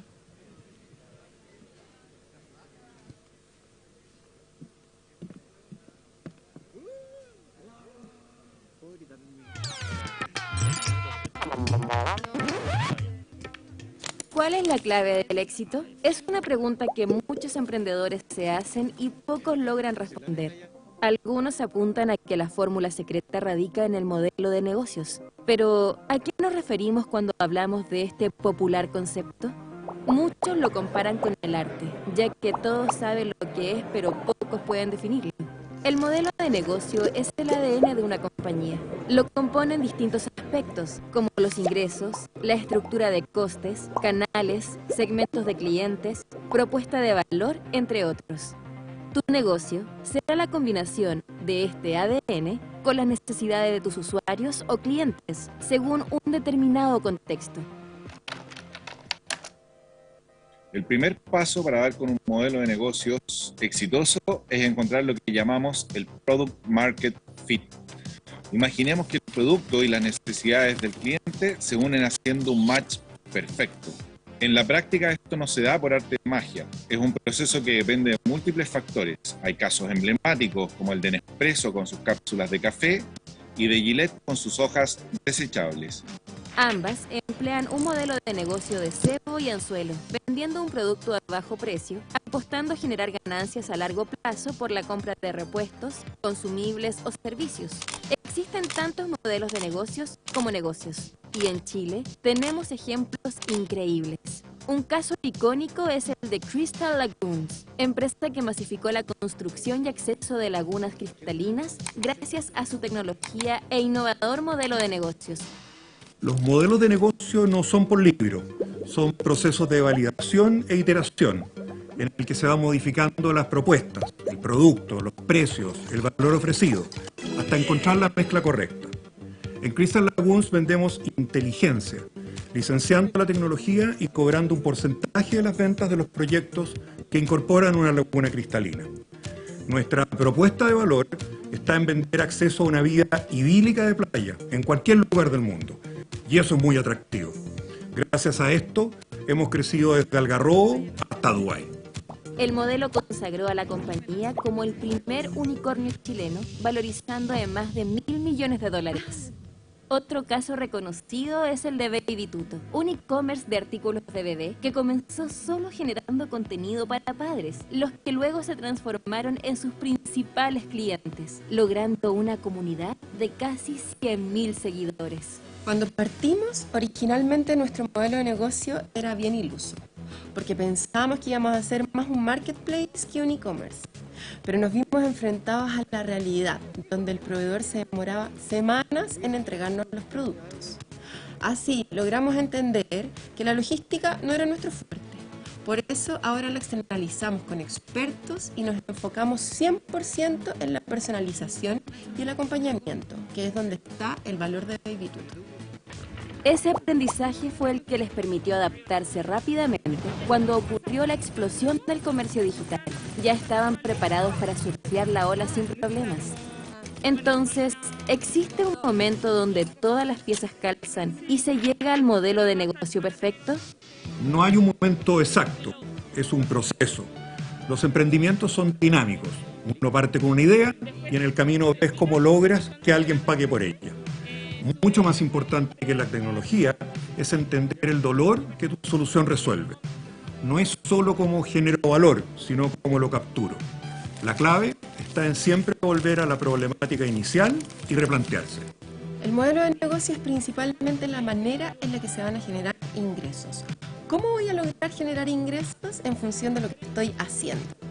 Y por un lado defino cómo voy a cobrar, cuál es el precio que voy a poner, cuál es el valor que voy a entregar, y por otro lado la captación de suscriptores, compradores, clientes, proveedores, y cómo va a funcionar toda la operación para finalmente poder concretar tu negocio de la mejor manera y que el valor sea percibido por parte de tu cliente.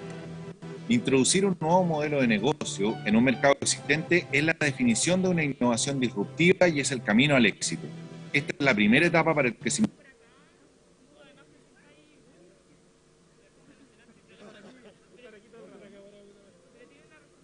No están los jueces.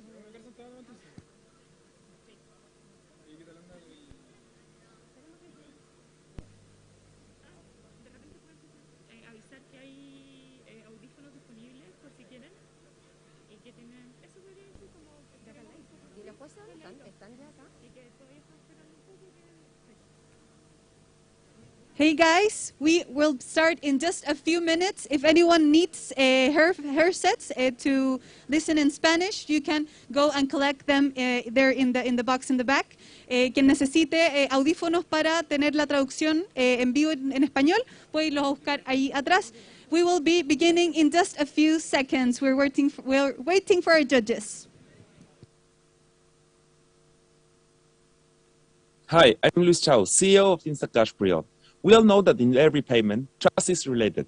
Our technology aims to empower this trust by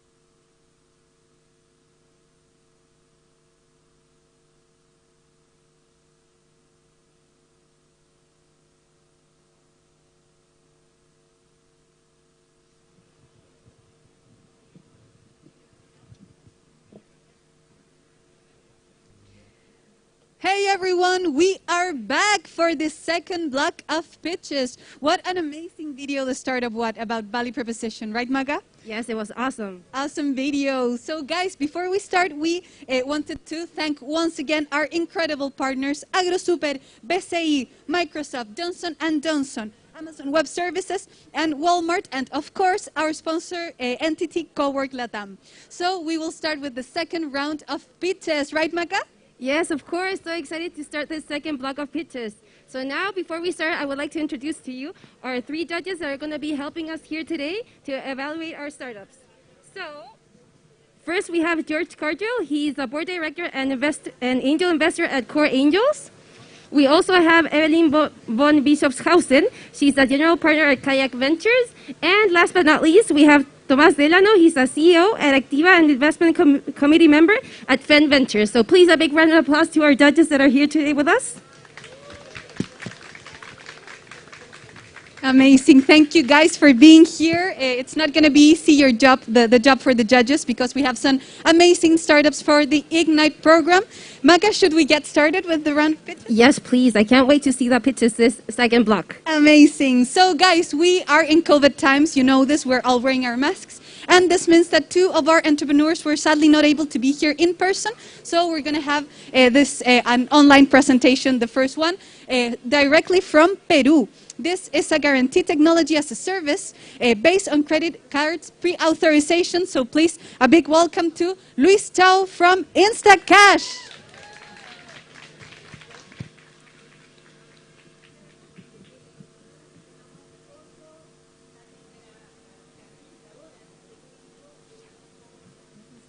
Hi, I'm Luis Chao, CEO of Instacash Prior.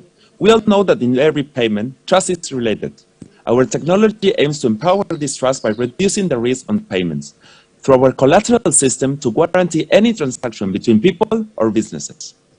Imagine all those transactions that with Prior technology, we can avoid payment defaults, ensuring any payment promise to your customers, to your suppliers, or even a pending debt between friends.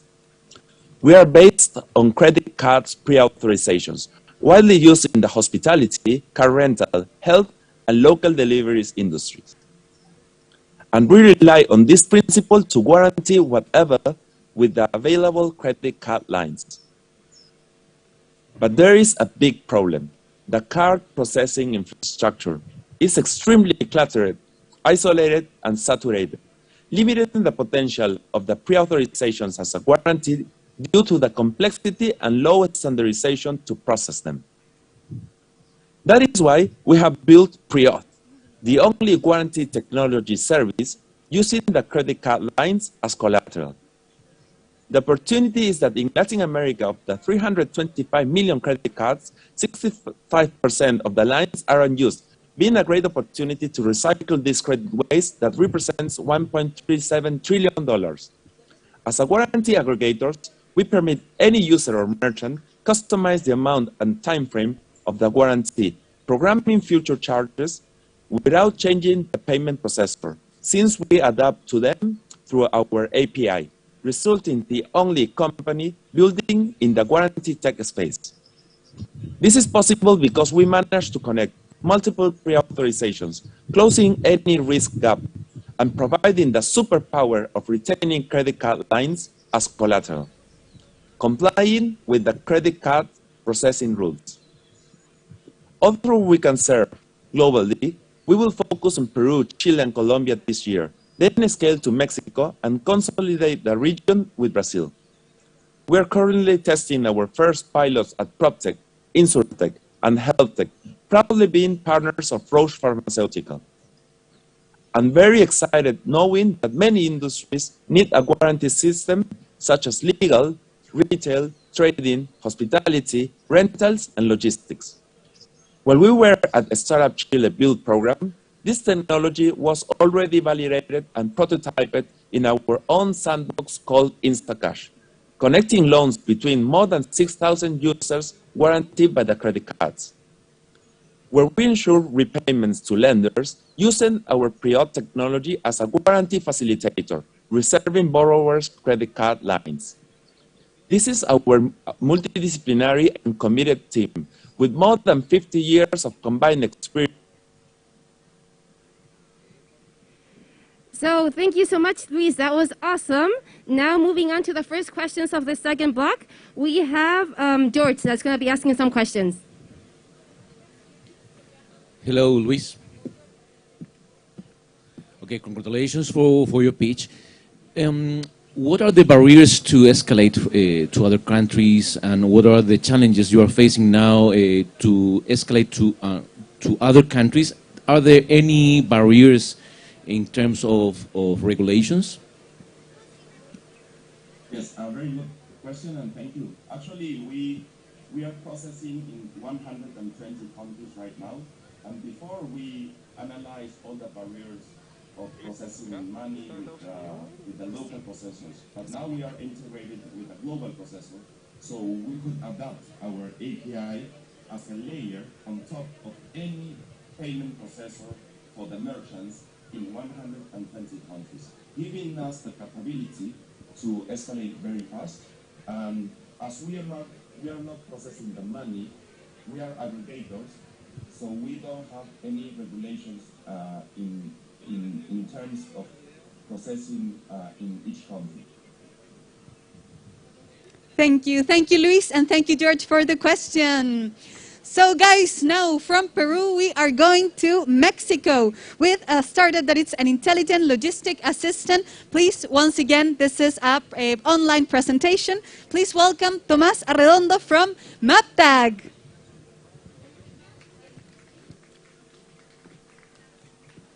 So for many small and medium businesses, logistic costs are an essential cost of their business. But the problem is that it can be twice in comparison with big companies.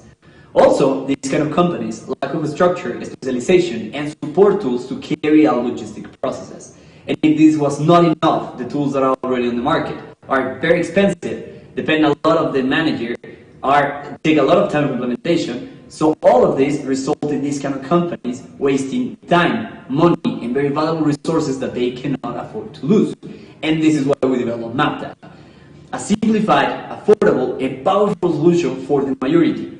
We help the companies have visibility and transparency, efficiency and optimization, and increase the final customer satisfaction, improving the entire logistic experience.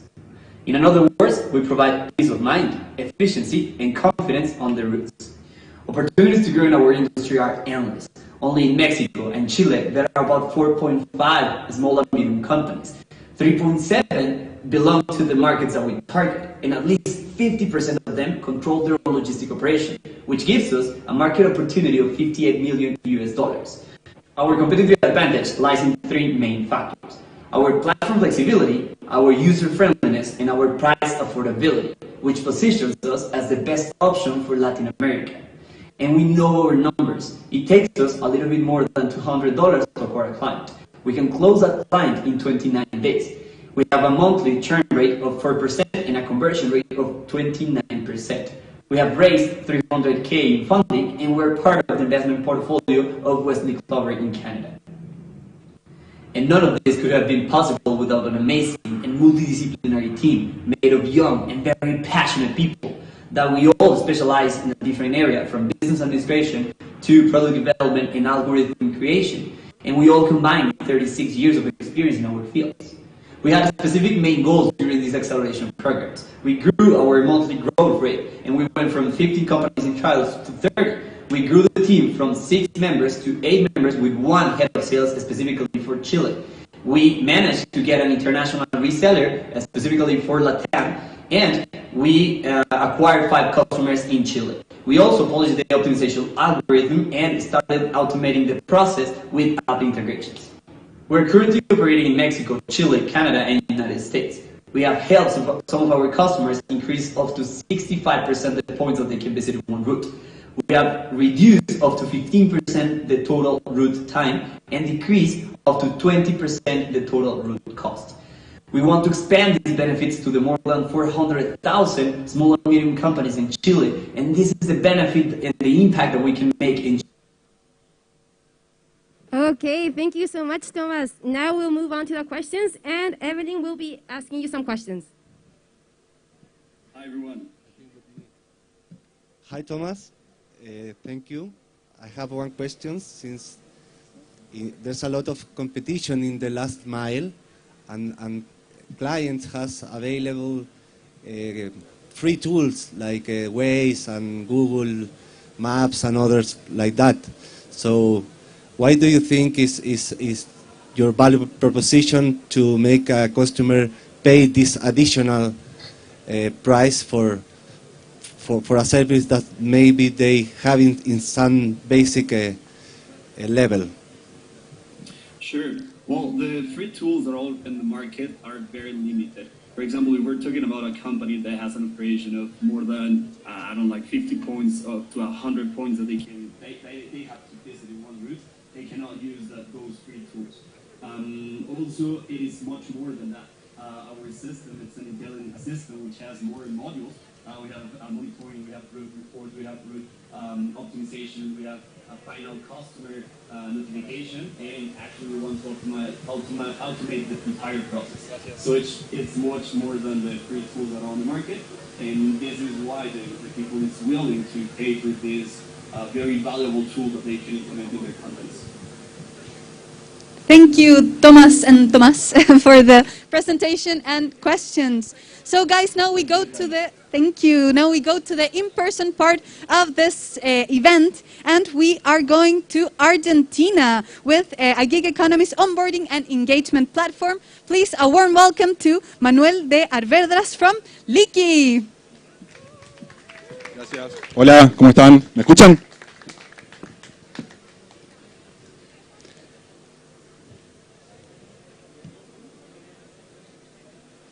Gracias. Hi, how are you? I'm Manuel de Arvedras, CEO and founder of Liqui. Liqui is the gig economist onboarding and engagement platform. So, the gig economy is growing and it's growing fast, and this brings problems, especially in the recruiting and retention of its gig workers.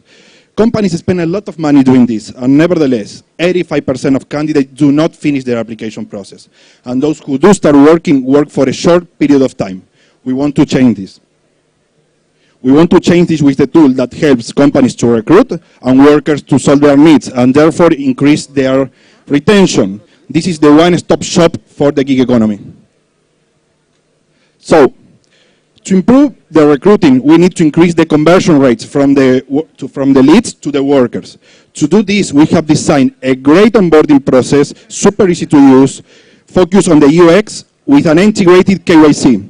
That allows us to provide instant feedback and qualification to both companies and workers.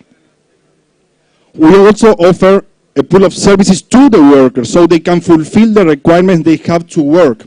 They can access it for a monthly subscription to access tax management or invoicing or even insurance. So we are a B2B and a B2C company, and this is how we generate revenue. We charge a fee to the companies per onboarded candidate through our technology. Those same candidates that become workers can access our monthly subscription to hire some of the services I told you before. This is our growth loop. Our traction at the moment is encouraging. We have over 4,000 paying customers with 15,000 USD as monthly revenue.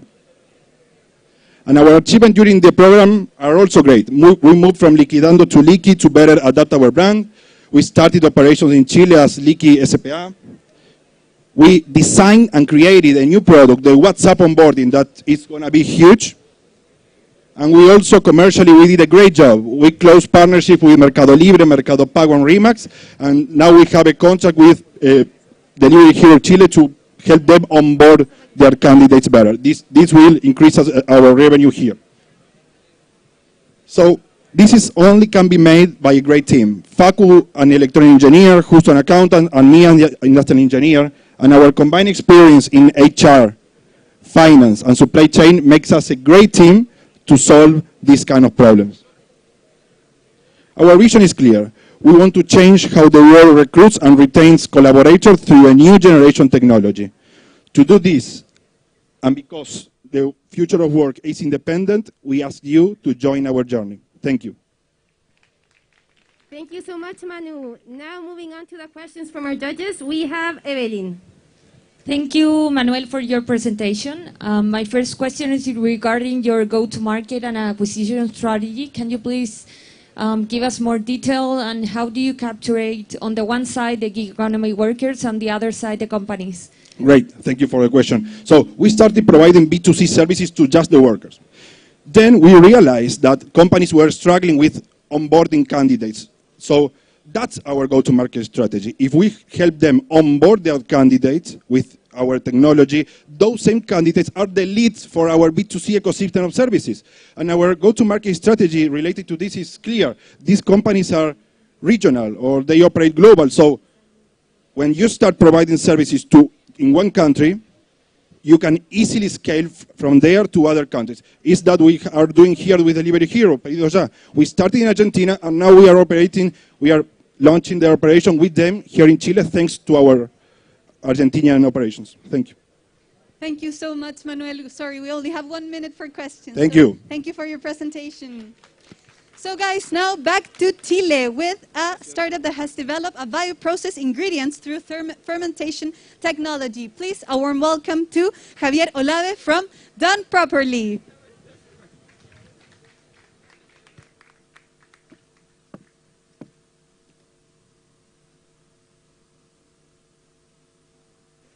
Un, dos, tres. Ahí está. Hello, everyone. My name is Jairo Olave. I'm founder and also marketing director in Done Properly Company. We're a scientific company with a mission to reconnect people with nature from the inside of the food system, and that means ingredients. We're facing food-related diseases such as hypertension, diabetes, some type of cancer, also osteoporosis. And 18% of the world population suffer at least one of them. And if we don't do anything about it, this number will be 42%. This is due to excessive consumption of some of the ingredients such as salt, sugar, saturated fats, among others. This is not just a consumer concern, and also governments doing something about it. Chile is a pioneer in this area with the nutritional labeling law, but this law has been replicated in over 35 countries with larger impact. So the food industry is looking for more natural but also sustainable ingredients to reduce those critical ingredients in their products. So the problem stems from the ingredients. That's why in Done Properly we develop new ingredients for the food industry through fermentation technology.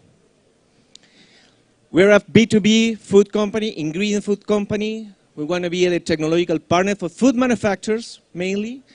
And through our proprietary fermentation process, patent pending since August of this year, we produce and also deliver our ingredients for those food manufacturers with an upcycling and circularity mindset. For the Start-Up Chile program, we apply with rice or natural flavor enhancer that allows to improve the flavor, but also allow food manufacturers to reduce the amount of sodium by up to 50% in some products, without any change in the organoleptic. Other of the ingredients in our portfolio is myco. It's an alternative protein based on mushroom mycelium.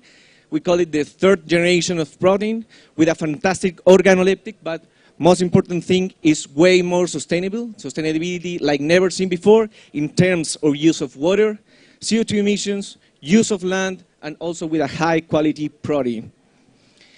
And we can mimic almost every meat product. We started the Start-Up Chile program working with local restaurants, and now we have seen a co-development agreement with Nestlé to reformulate 7 products for the Meki brand. We seek a co-development agreement with AutoSuper to launch a new category of product the next year, and with Europastry we are piloting with bread in the bakery industry and also pastries, and we're doing current some pilots with bread and mustard and also well-known companies around the world. We switch from mushrooms as a raw material to brewery just byproduct. And this is important because it represents just 0.5% of the cost of the original raw material. We have a fantastic founder team and also a great team that supports us. Thank you. Thank you. Thank you so much, Javier. That was awesome. So now moving on to the questions, we have George. Hi, Javier. Congratulations for what you have done. Excellent vision. Please tell us a bit more about your business model, your revenue streams, and what is your forecast in terms of go-to-market strategy.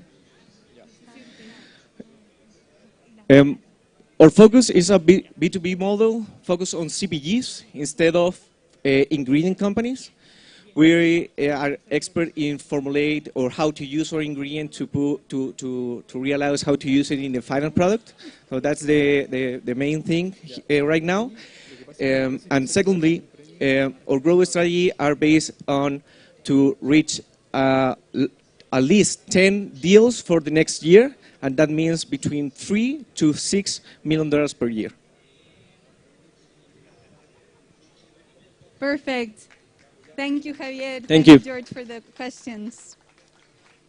So guys, now also from Chile, we have an affordable pharmacy for chronic patients. Please give a warm welcome to Juan Pablo Osa from Meki.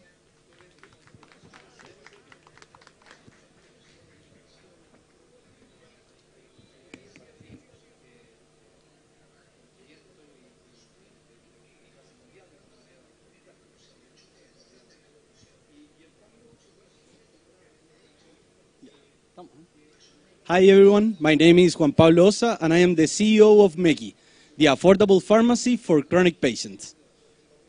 1 in 3 adults in the world suffer chronic conditions, and they often have multiple diseases. For example, in Chile, 2.4 million people suffer 5 or more pathologies. And these chronic patients, every month, have to shop around several pharmacies to find everything they need and to keep expenses under control.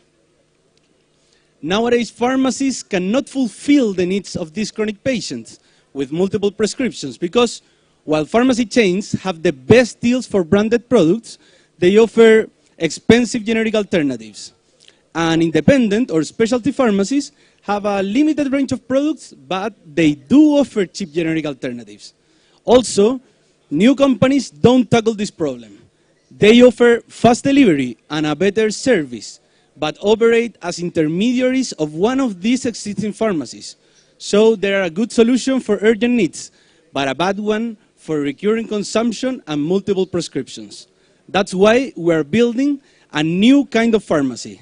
A pharmacy that offers all the medication that chronic patient needs. A pharmacy that lowers their monthly cost, and one that helps them manage their treatment. Well, to find every medication at good prices, we source from laboratories and wholesalers, and also we buy on behalf of our clients directly in pharmacies. We have a highly automated operation based on distribution centers, so we don't need a store in every corner. And we offer customized tools to our patients, so they can compare prices with those of pharmacy chains. They can manage multiple prescriptions, and they can avoid forgetting to refill their medications. We obtain all the required licenses to operate online.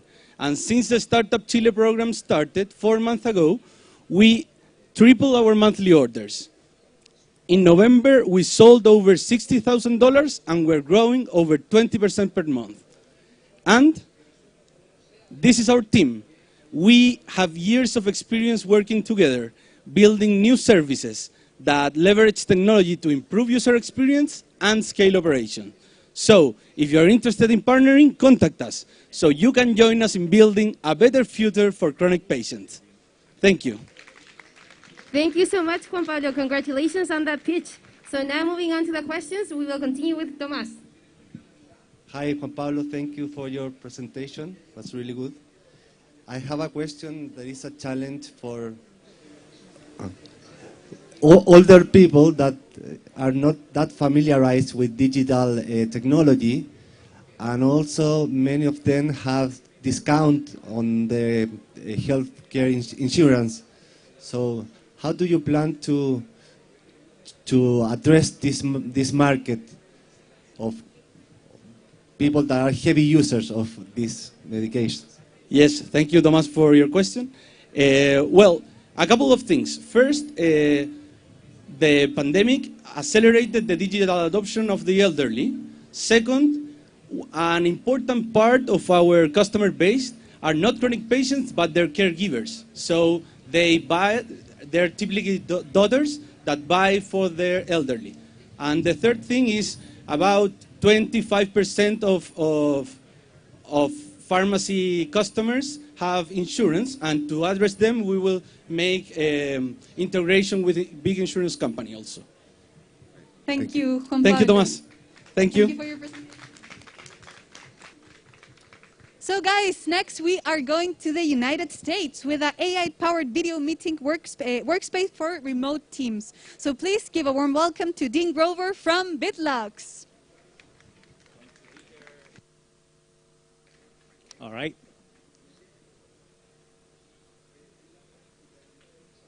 Hey guys, my name is Dean and I'm here to make your day a little more productive. Let me show you how. Here's Lisa, and this is how her calendar looks like on a week-to-week basis. I'm sure you can relate to something like this on your own calendar.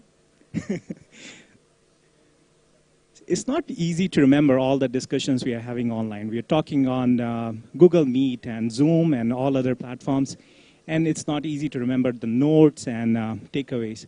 So this is where Vidlogs comes in. We help you record these calls, transcribe them, summarize them, and provide them in a workspace so that you can easily share the summaries with your participants and team members. So imagine you can convert an hour-long meeting to a 1-minute summary with the highlights, with the topics that you discussed, how the call flew through, and bring it in a workspace where you can have all the meetings from different team members in one single place from different platforms. So this becomes your workspace for all your communication in a team. And the pricing is very simple, $10 per month, something very similar to Slack and Google Suite. And the market is growing heavily, primarily dominated by Zoom and Google Meet and all these platforms. Our unique advantage is that we are sitting on top of these platforms and helping you making sense of this data, consolidate all the video and audio meeting content into one single place, and using a custom AI algorithm to make sense of this all. Our team comes from different AI and video startup background. I've been part of 4 video startups before, including one that was acquired by Cisco.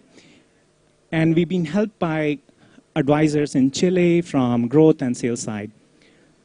We launched our beta in February, and so far we got 4,000 something users and 35,000 revenue. And we continued the growth in Start-Up Chile, where we increased our user base 4 times to 18,000 users. And now we learned all these lessons from SMEs, and we are trying to convert it to B2B sales, starting our pipeline of trials in Chile, talking with different teams here. We started a trial with SimplyRoute, and we are also in discussion with 4 partnerships in different ways. So we can convert this to a healthy revenue stream in the coming months, build a team in here, to sales support and and target the companies in Chilean network, LATAM, convert the product to Spanish, and make one. So what is our vision here? The problem is that we are working from remote. We are not going back to office anytime soon. And last month, Zoom did 4 trillion minutes of meetings. Somebody needs to make sense of all this data, convert it to something that we all can understand, and make our remote work life a little more happier, save some time in our week. So that's where we come in. We are here. Thanks for bringing us here. Thanks for the warm welcome you have provided in Chile. We would love to be the next big thing in remote collaboration. Thank you. Okay, thank you so much, Dean. So now moving on to the questions, we have Evelyn. Thank you, Dean, and congratulations on your pitch. My question is regarding why you don't think Zoom and Google Meet will develop a similar tool in the upcoming future that will compete with your tool directly. Why can't they invest in us and make us the next application on top? Both Zoom and Google Meet have CAC ecosystems where they fund apps like this, and we already been in discussions with 3 different companies for similar things, and I believe we can be one of the ecosystem apps in Zoom, as well as Google Space. Perfect. Thank you so much, Dean, for your presentation. Thank you. Thank you so much. So guys, now we are coming back to Chile with a startup that through circular economy and eco-designs is revaluating organic waste from the brewing industry to create biodegradable and compostable packaging. Please give a warm welcome to Janus Leonhardt from B-Cycle. Hi everyone.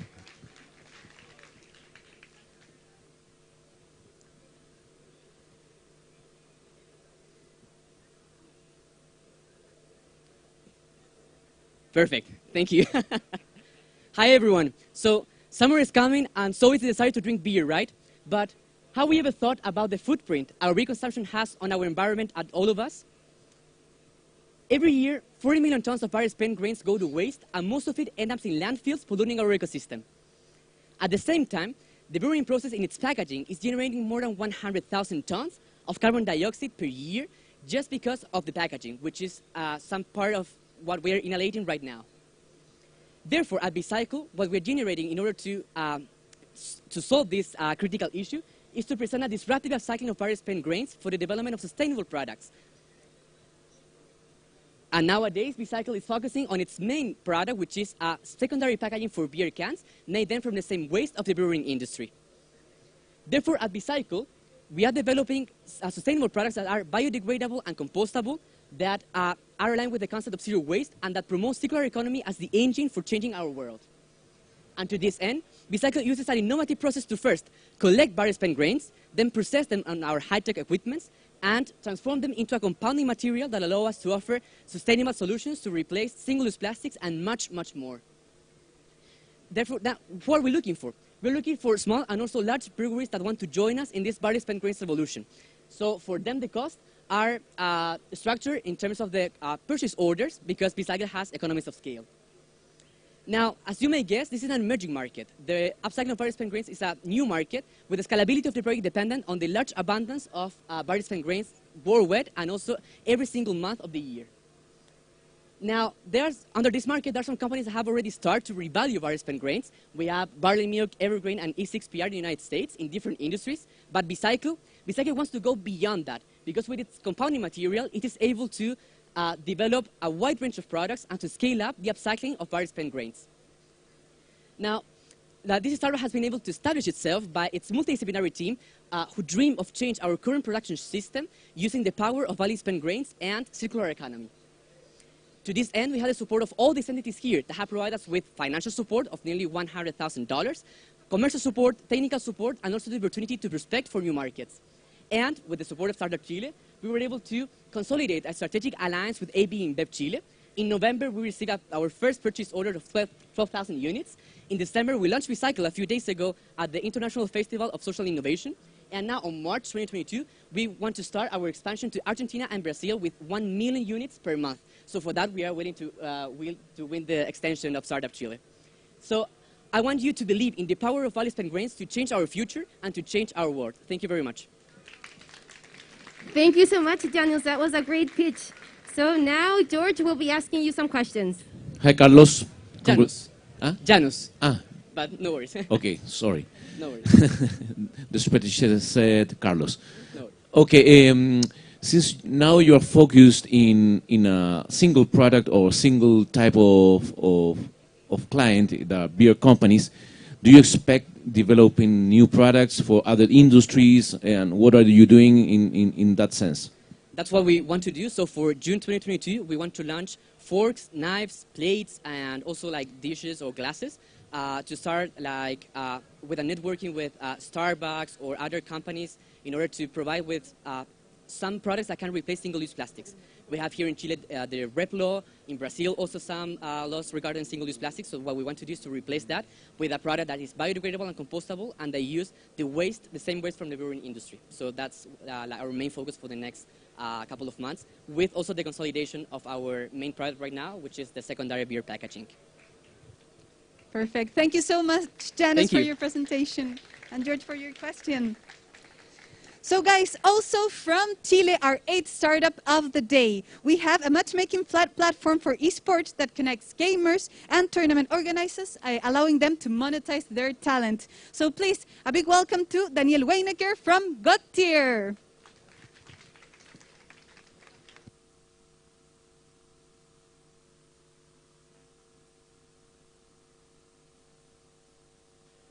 Hi, my name is Daniel Weinecker, and I'm the CEO of Godtier. Godtier is a matchmaking platform of eSports that bring gamers from all around the world together, allowing them to compete and win money through fully automated tournaments. By the year 2025, there will be 645 million competitive gamers, and in a market that is growing so fast and so big that it will achieve $1.8 billion in revenue. But there is a shortage of competitive tournament for most of them. We're not talking about those tournaments inside the video game. We're talking about real competitive tournaments with a better experience, monetization, and recognition of their pairs. So basically, we connect gamers with tournament organizers. And we make a tournament management easier by supporting these 4 steps. Registration, payment, creation of bracket, and giving the reward. So how does this work?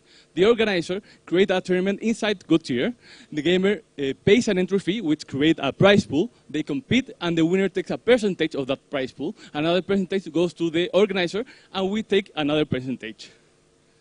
So we launched our beta in the middle of last year, and thanks to Start-Up Chile, we will launch our new platform right now, this month. Since then, we have run more than 2,000 tournaments with more than 30 video games in all Latin America. And we have grown 10 times from the beginning of this year. Our main market are Chile, Argentina, and Peru. And we differentiate from other platforms because of the games that we focus in and the region that we are in. We are 3 co-founders. Eric is our CTO. He has more than 10 years of experience developing a digital platform in Latin America, Europe, and Africa. Rodolfo has more than 10 years of experience in the esports industry. He is an esports player. He runs his own esports team, and he has run more than 300 live tournaments. So basically, we digitalize his experience. And in my case, I have more than 10 years of experience as an entrepreneur. This is my 3rd entrepreneurship. And I have a PhD in science and experience in innovation management and technology transfer. So we are Godtier, and we invite you to join us to the eSport revolution. Thank you. Thank you so much, Daniel. That was awesome. Congratulations on your pitch. And now moving on to the questions, we have Tomás. Thank you, Daniel. Since this is a full digital model, yes, which is good for scalability, but it also opens the door to other players from different parts of the world that can make something maybe similar. So what do you think is your main competitive advantage in that environment? Yes, there are other platforms, as I mentioned, but in the esports industry, you can go for every game. You need to focus on some games because every game is an ecosystem of itself. Just as an example, in Brazil, there's another platform called there's another platform that they sell that platform only with 1 video game in $30 million. Only 1 video game. So you need to do market fit with some games, and we choose 3 of them, and we're focusing in them because they have better monetization and a better, and they more global. So you need to focus on some video games and focus in 1 region. And then you can grow. Thank you. Thank you, Daniel, for your presentation and your answers. So guys, 9th startup of the day, also from Chile, an online mathematics training software that uses AI to generate adaptive learning. Please give a warm welcome to Benjamin Bodanovich from Aula Digital.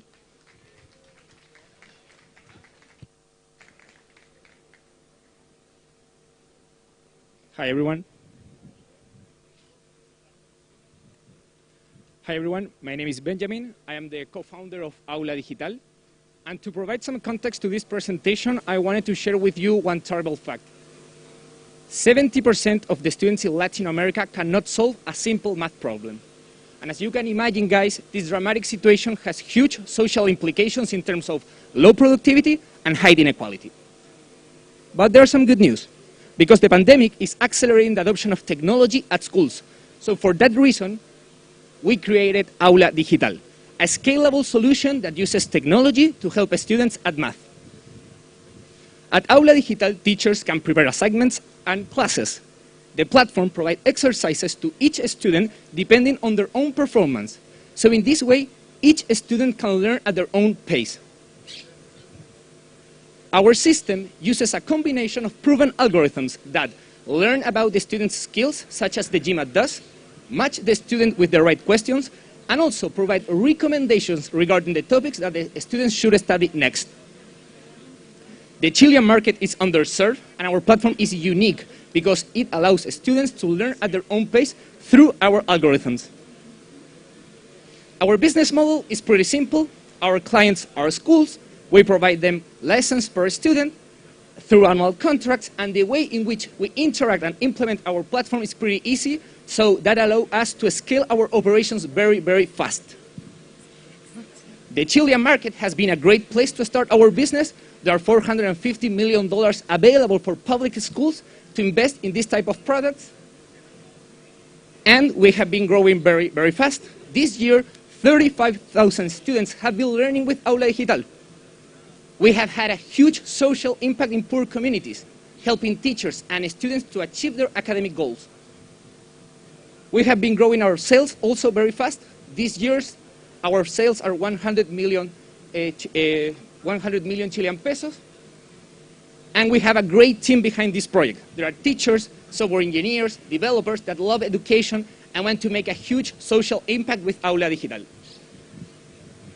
Since we arrived to Start-Up Chile, we have increased our MRR by 30%. We also closed an agreement with the Ministry of Education to work with more than 100 schools next year. We also received an offer from a local investor to scale our business, and we connect our platform with Google Classroom in order to improve our user experience.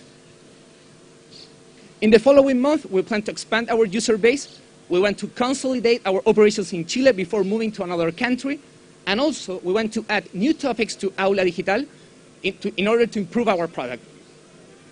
Finally, we want to change the way our children are learning at schools, so please join us to achieve this challenge. Thank you very much. Thank you so much, Benjamin. Congratulations. Now, Evelyn will be asking you some questions. Thank you, Benjamin, and congratulations on what you're doing to change the Chilean education. Thank you, Evelyn. Can you talk a little bit more about your expansion plans? You mentioned some like product expansion and also international expansion. Maybe which type of product you want to expand, and regarding international expansion, which countries and how do you want to achieve that? Thank you for the question, Evelyn. First of all, we want to add new topics to our platform. Nowadays, we are just with math, but in the future, we plan to add another topics such as language and maybe other science. So in that way, that will be like our first step. Improve our product in terms of like the content that the students can use it, then consolidate our operations in Chile, and then move to, with a better product, move to other countries such as Mexico, Colombia, and Peru. Perfect. Thank you so much for your presentation. So guys, once again, we're going to have some female founding power in the stage. We have a startup from Chile that is managing biologically treating polluting gases. So please, a big welcome to Olivia Mann from Bioproc.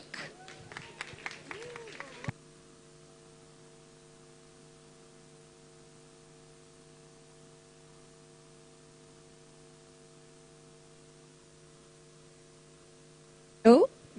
Hello everyone, my name is Olivia Mann, leader of the commercial area of Bioproc. And today, I want to start this speech asking you something.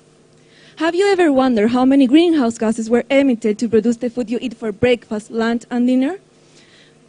In the world, more than a quarter of greenhouse gases emissions are issued by the livestock and agriculture industry, increasing global warming and others' impact, risking people's life and forecasting an uncertain future. This led us to create a solution based on such a small unit that transformed the problem into a benefit for industries and the community. We created a biological filtration hub that transformed greenhouse gases into fresh air, where you receive the data drinking your coffee. This unit collects polluting gases by a bioreactor, while a biological community safely transforms them into harmless gases. On the road, Bioproc is assured to a well where the highest emissions are concentrated and connected to UNOPROC, a one-click data that monitors concentrations online. Our results have been incredible. We have been able to reduce 60% of ammonia and methane concentrations, emitting zero secondary waste and allow our producers to reduce their emissions without changing their processes. Our know-how allows us to differentiate ourselves from the competition, offering an innovative biotech product unique in the world. Our business model is simple. We direct sales to swine, poultry, and wine companies, generating revenues by an installation and a monthly payment contract. So far, we have managed to validate our solution from a technical point of view by installing a pilot plant in Agricola Chorombo, which has made possible to measure efficiency and speed up the patenting processes, generating interest from 4 out of 5 potential clients in the market. For 2026, we expect revenues by $25 million and gross sales by 30% per year. And for the next year, we want to scale the concept to the United States, understanding the growth opportunities of the market and generating revenues of more than $5 billion per year. B-Team is the coolest, composed by Gabriela Villota, CEO of the company with a master's degree in waste management treatment, Daniela Sepúlveda, co-founder and biochemistry, and Olivia Mann, commercial address, who is speaking. With the help of Start-Up Chile, we have been able to strengthen our work team, bringing new competitive skills, define our patent strategy, increase our client portfolio in 75%, and define our operations for the next 6 years. Also, our progress here has allowed us to be part of important programs such as Endeavor and define work plans with important companies such as Aerosuper, Coexca, Chorombo, and Viña Requingua. I invite you to be part of Bioproc and side-by-side be a change agent. Thank you very much for your attention. Thank you so much, Olivia. So now moving on to the questions, we have George. Hi, Olivia. Hello. Congratulations for your pitch. What's the average ticket of one of these projects, and how do you plan to escalate, considering that you need working capital, an extensive working capital to grow? So tell us a bit more about your commercial numbers. Well, we make a strategy plan in 3 steps, and our first operation is to install 5 pilot plants in Chile to validate and certificate our product. So the next year we want to scale the concept to the United States. We understand we need a lot of money, a lot of capital, but with the revenues, with the monthly revenues, and with the expectation of the market in United States, we expect to generate revenues by the volume of the market, of the installations, with a monthly payment. So that's all. Thank you so much, Olivia and George, for that question. Thank you very much for your attention. Amazing pitch. So guys, 11th startup of the day. We have a startup that grants cheaper and faster loans through payroll discounts. So please, a warm welcome to Christian Eng from Bancame.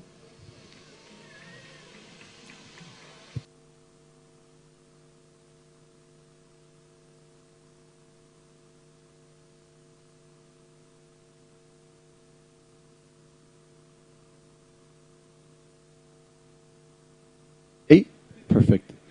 Hey, I'm Christian. I'm here to revolutionize the LATAM's financial industry. About 12 months ago, I met Carla. She had bought a washing machine and ended up paying with a credit card and ended up paying twice what she bought. And this problem happens all over LATAM. 56% of Latin Americans are unbanked and lack access to proper financial loans. They have high cost and slow processes, and the tools are very complex. So that's where we come in. We grant loans cheaper, easier, and faster. In 24 hours, you get your loan evaluated and transferred. The collection is done through payroll discount. That's where we come in. That's our secret sauce. So first, we can originate faster, up to 12 times cheaper than the industry by integrating with HR software. And plus, we can control and have our proprietary risk engine, thus having a 1.7% default. That's 5 times less than the industry.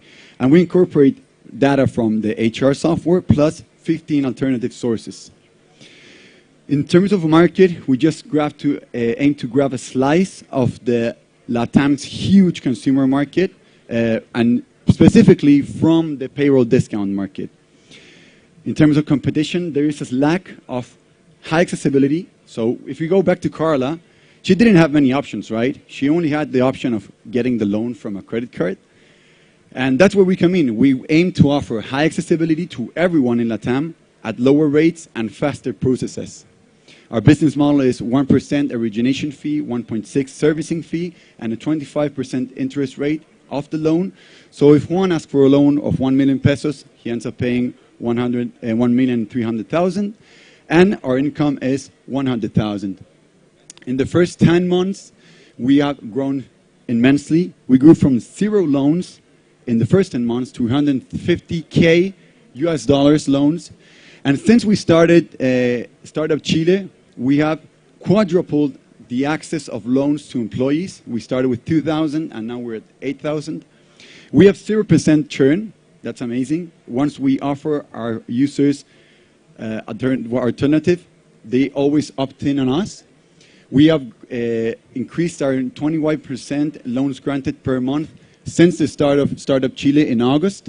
And our users love us because we have an NPS of 80. Our team is diverse with extensive experience in software development, in sales, financial industry, plus our board of directors with huge experience in finances, more than 20 years of experience and $30 billion in assets under management. And we're looking for smart capital. So if I know there are some VC investors out here, I'd love to talk to you. We need to scale this. We need to integrate. We need to scale up sales. And this is only the start, right? LATAMs and banks lack access to proper financial tools. They have really low yields, high loans, high cost loans. And so we strive to become the financial partner for LATAMs and banks. So help us and join us in becoming the financial partner for LATAMs and banks. Thank you so much, Christian. That was a great pitch. So now moving on to the questions, we have Tomás. Thank you, Christian. I have one question about funding. If you grow rapidly, you will probably need a funding facility to make the loans. So what is your strategy with that regard? Yeah, of course. So currently what we're doing is we have a special purpose vehicle down at the bottom and a holding company. So the investors at the holding are financing right now the loans, the 350. That's our strategy. We already have family offices that are granting the loans. And in the midst of the next year, we aim to structure a portfolio, a portfolio with a specific structure that basically copies what other fintechs are doing, right? And this aims at the secondary alternatives markets in the market capitals. Perfect. Thank you. Okay. Thank you, Christian, for your presentation. Thank you so much. So guys, just 2 startups to go. I can't believe how fast this is flying by. We have a startup that is reducing food waste through technology. So please give a warm welcome to Gabriel Lara from GoodMeal.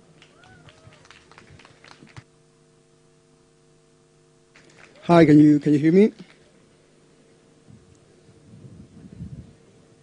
So, hi everyone, my name is Gabriel and I'm co-founder and COO of GoodMeal. In GoodMeal, we help food businesses to reduce their food waste and also to make a profit out of it. Did you know that 1/3 of all produced food in the world is either lost or wasted each year? This waste is valued in $940 billion, and 40% of it happens in retail, food service, and households, and that's where GoodMeal operates. We believe that we can use technology to change this situation, and this is why we created an app that connects food businesses that have surplus food with thousands and potentially millions of customers willing to rescue it at a reduced price. How does GoodMeal work? It's actually really easy.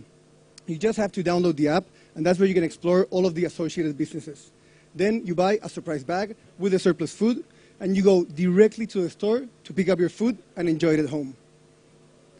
The way we make money is really simple.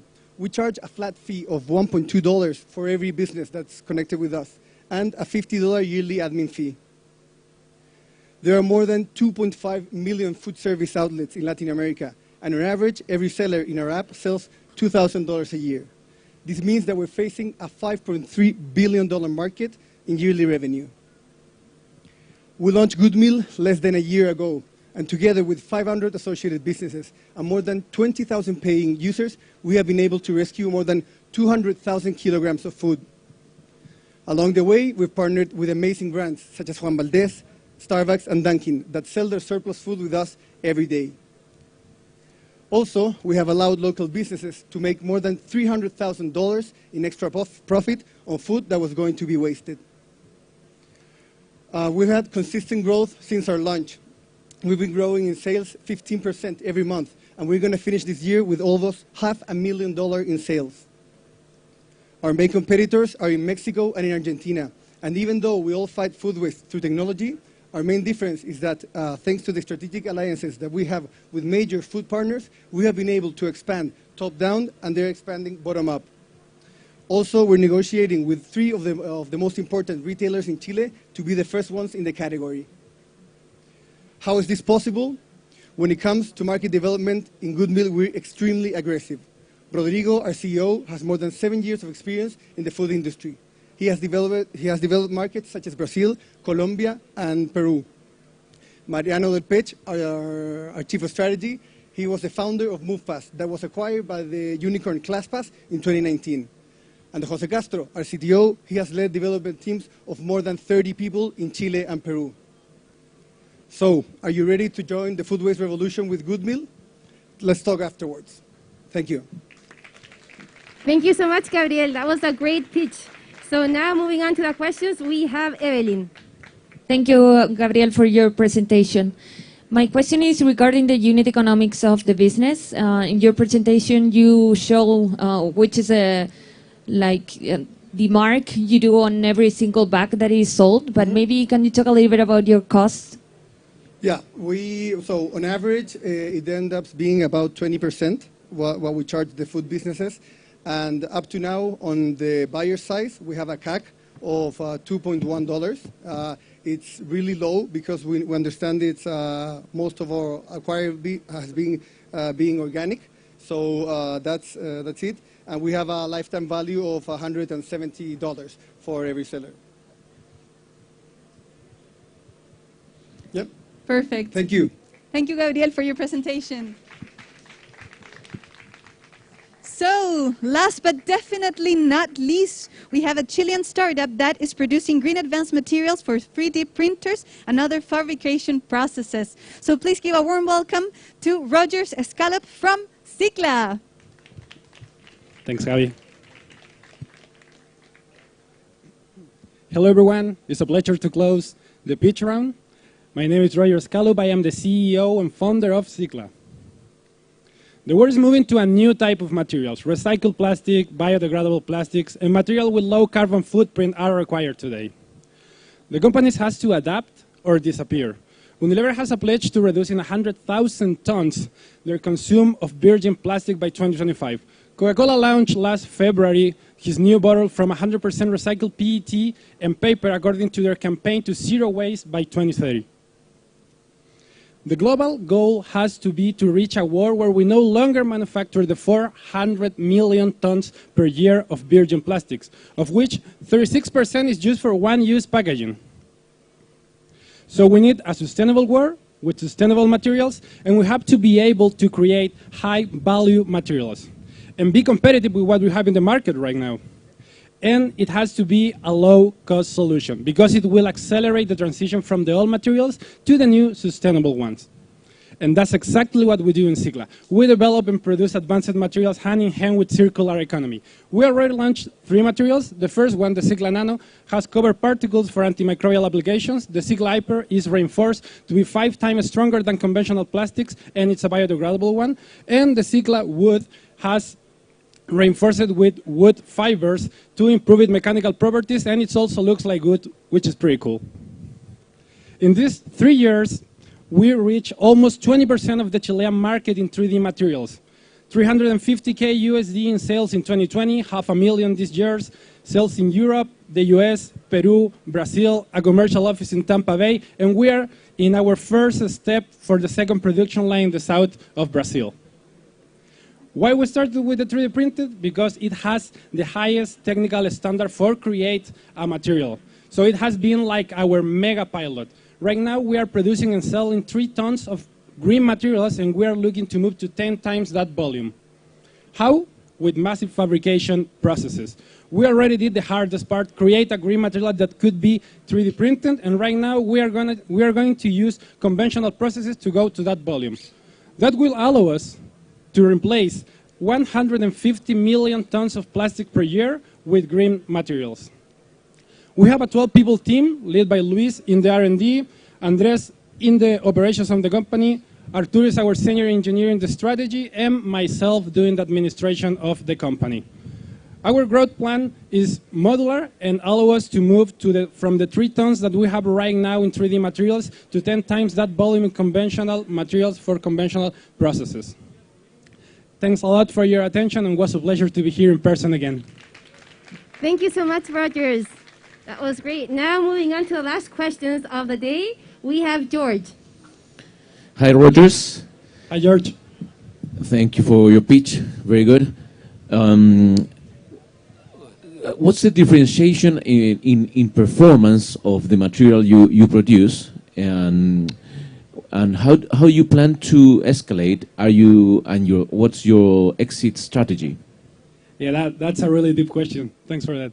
So first, our differentiation depends on the material. In the antimicrobial one, we are 3 times cheaper than the competition. In the CICLA Hyper, we are 5 times stronger than the competition, and in the last one, we are 30% lighter than the competition. Our growth strategy moves from what are we doing right now, which is producing our own production line in Concepcion, and our second production line in the south of Brazil, to do a third-part production. We are in patent process right now, so we are protecting all our materials, and we just will send the formula to the different companies that will produce our materials. And our exit strategy is pretty similar about what all the players in the market, in the advanced material market are doing. You look like a big partner like we have right now in HP or Komatsu, and you look what they need. We go pretty fast from 3D printing. We prototype what they need, and with that, we talk about an acquirement, and that's our exit strategy. Thank you, Rogers, Thanks, for Abby. that presentation. Thank you so much.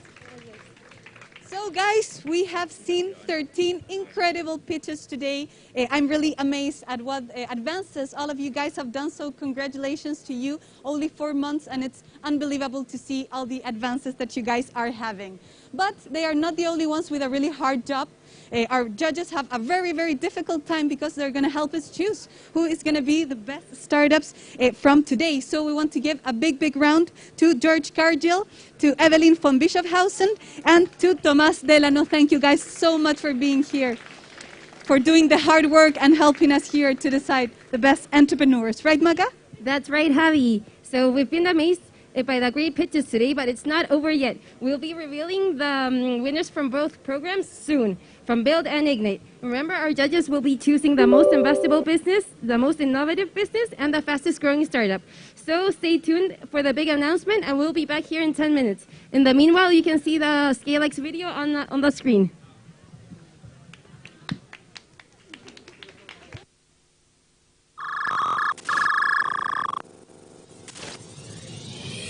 En el país y en Latinoamérica, si hay algo que abunda, es el talento.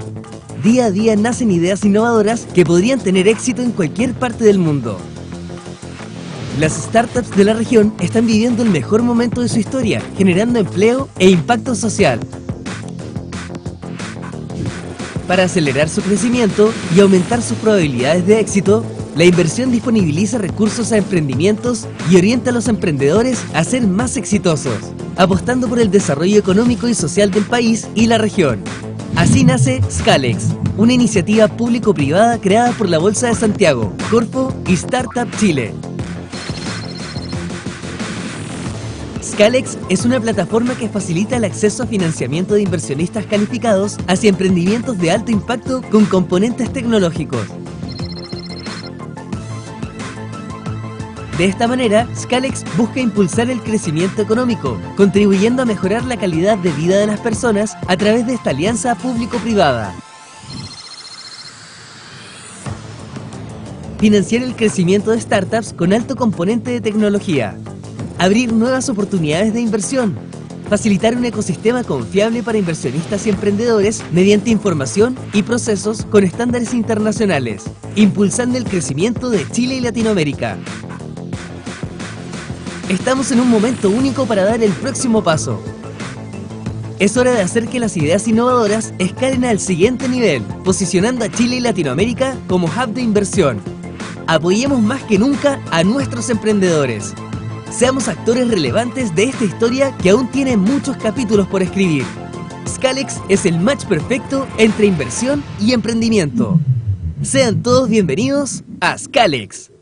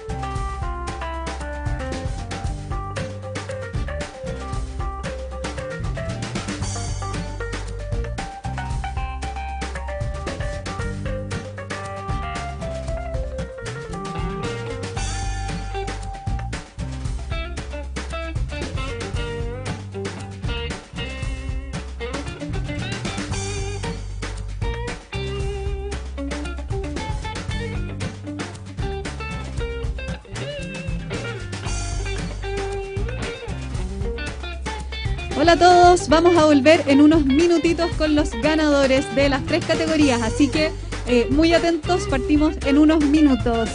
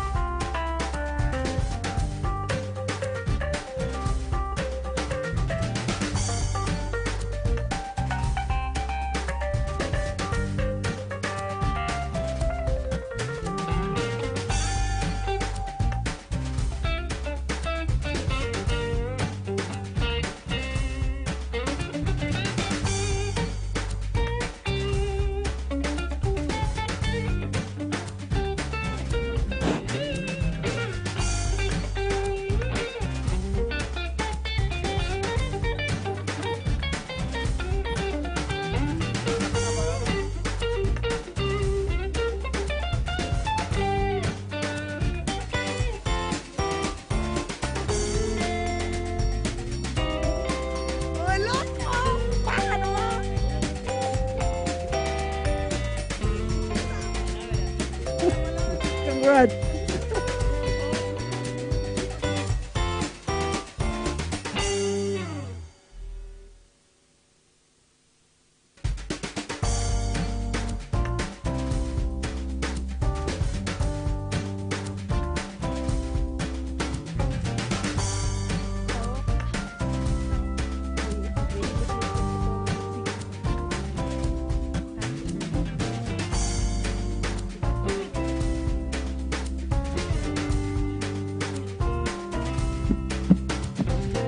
Welcome back, everyone. Thank you for being here. Big applause, all of us. Big applause. How do you feel, Javi and Maca? How was the morning? Amazing. It was long but very, very amazing. We had an awesome time. Absolutely. We had a wonderful morning. Thank you very much, all of you guys, for being here. Thanks, all the entrepreneurs, the startup, wonderful pitch. All of you are doing a change for the country, for the region, for the world. So thank you very much for being here. It's the moment, it's the final moment to know who are the winners. How can we do this, Javi? Yes, the moment has come to reveal the winners for the most investable business, the most innovative business, and the fastest growing startup. So we are going to present first the winners of the Build program and then the winners of the Ignite program. But before we present those prizes, Angeles is going to present a special prize for all the event, right? We have a special prize. We want to recognize a wonderful woman, a wonderful pitch, a wonderful level of communicate the company that they have. I would like to give the best pitch to the wonderful best pitch of today from this event. The complete event is for Leah of MadLatam. Female Founder Factor, very welcome here. Thank you very much for being part of the Start-Up Chile. Thank you so much. We have a recognize for you. We have a model here, top model of Start-Up Chile as well. Big applause for Leah. Thank you very much. It's a wonderful pitch. Thank you very much, and a wonderful business. Thank you. Okay. Thank you, everyone, and thank you particularly to my team, to my co-founders, Rocio, our CEO, Miquela, our COO, to Matias, who's not here, our CTO, and everyone who supported us on this journey. We are here representing an industry that was not so present on this kind of platforms not long ago. And we are very proud and very happy to bring art consumption and NFTs to everyone, because art makes life better. Thank you. Thank you. Big applause, more big, please. Thank you very much, Leah, for being here, for being part of the Start-Up Chile. People like you, we want to have in the program because we know that people like you, we can do changes in the world as well. What do you think, Javi and Maca? Okay, so now we will begin with the winners of the Build program. So it is my honor to present the most investable business. We have Philippo. Guido, are you there? Woo! Yay, congratulations.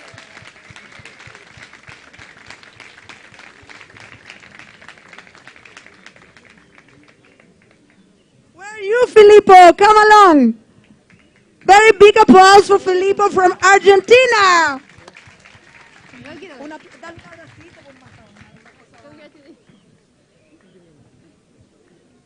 Hello, so I want to thank all my team.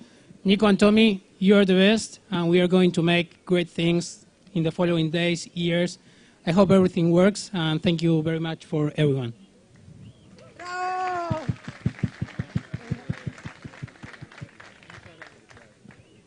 Unbelievable. Congratulations, Guido and Filippo team.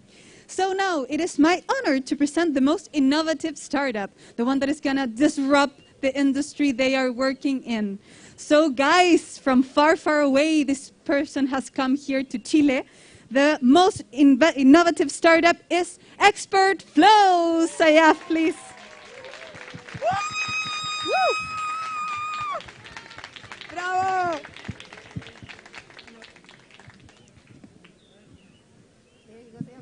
you so much, Startup Chile team, and I'm also thankful to my team who's supporting me, and especially to Angie, Alvaro, and Paulina. It's really thankful to you. Thank you, all of you. Amazing. Congratulations, Thank you. Aya. We have a little. Great. So finally, the last one is an honor for me as well to present and to let you know who is the best or the fastest growing startup. This is an interesting winner because what we believe is you as startups are growing all the time. You're thinking how to create a bigger company, and we try to help you doing this, growing your company. So the fastest growing startup is more. The fastest growing startup of this year 2021 is Philippo from GLIBER.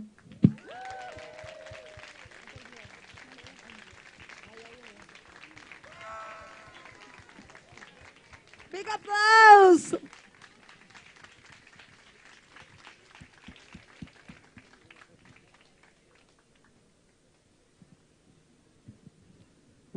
Hello, everyone. Well, thank you very much for my team that is watching on TV. Thank you all the partners of the generation, and nothing more. This is amazing. Congratulations, Felipe. Amazing. Thank you very much. Well, congratulations all the winners. To be honest, all of you guys are really winners for being here. Not only for being part of Startup Chile, which is wonderful from here to the wall, but also because you have arrived or you get this place, you are now part of the Startup Chile community. You are part of the Startup Chile team. And people like you as a model, a role model, is going to be a change for the local and global ecosystem. So thank you very much, all of you. Congratulations to all the winners. Amazing job. This is the beginning. I would like to tell you that we are now with you at the beginning, but this is just starting for you. The next step, and we hope to be with you or not, and you have all the ecosystem here to help you. So all the best for the near future, all the best for what is happening in the future as well. We will meet the winners of the build generation, and now what we are going to do is promote and to know who is going to be the winners of our Ignite program. Yes, what about that? Absolutely. The Ignite program, the 13 incredible startups you guys just saw, we're going to give the 3 prizes. So first of all, we would like to give the most investable business prize. We would like to invite to the stage George Cargill. Please, George, if you could join us up here.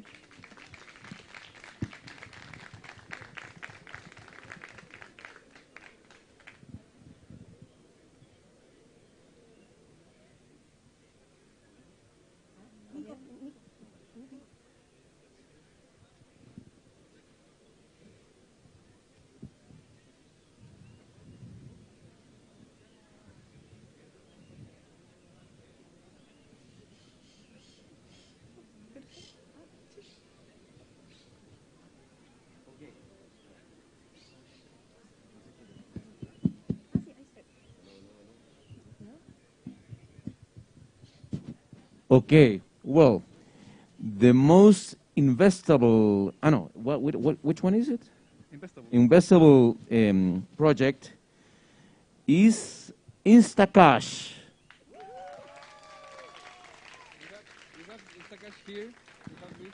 Well, digital hack. How are you, Luis? Congratulations. Thank you very much for the prize and the award. We are very feeling excited about that, and thanks to my co-founders and thanks to the team, thanks to the Startup Chile staff and all the Chilean ecosystem that help us to build this innovation. Thank you very much, and we are very glad to be here. Oye, un Thank you. aplauso, big Congratulations. applause for Luis from Peru. He's in Peru nowadays, so a big applause for him. Thank you very much. Incredible in COVID times, right? Our online winner. Absolutely. Yes, but still everything is possible. Now I would like to invite here on stage Tomas to help me hand out the most innovative business award.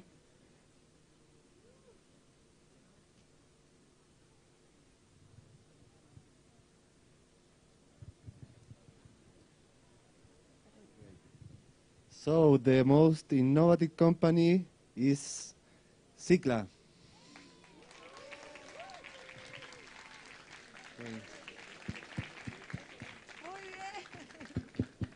Congratulations.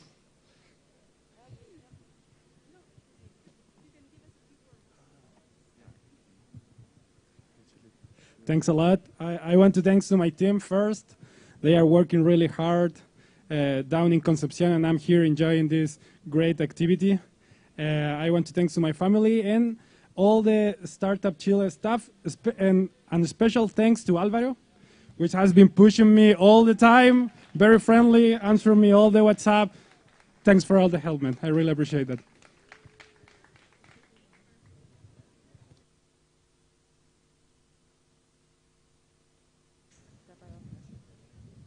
Thank you both so much. And now, yes, the last prize. Finally, I would like to invite Evelyn to the stage. She's gonna give the last, the fastest growing startup for the Ignite generation.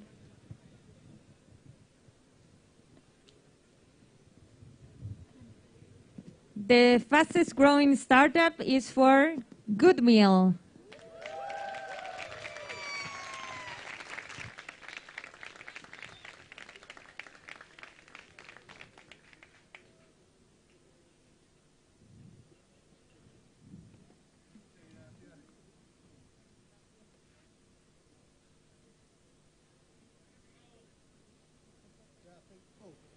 I see. Yeah, I wanted to thank our amazing team, the GoodMeal team. Thank you very much for all what we've done. And of course, the Startup Chile team, you're amazing. Nacho, our business developer. Nacho, where are you? over there. So yeah, and amazing that Startup Chile is helping us to reduce food waste and to avoid that food is getting thrown away. So thank you. Gracias, Evelyn. Well, this is the final, girls. I think has been a wonderful morning. We have had a lot of emotion, a lot of happiness, and I guess we are doing something important for the ecosystem. So first of all, thank you, all of you, for your time, your interest, for being here until the final of this round. I guess all of us are doing something important for the local and global ecosystem, from Chile to the rest of the world. I said at the very beginning of this morning why we used to do this. And I would like to tell you, we are doing this because we do believe in entrepreneurs. And we do believe in high-impact entrepreneurs, startups like you. You are going to be the future of the country, this country, Chile, but also for the region and also for the world.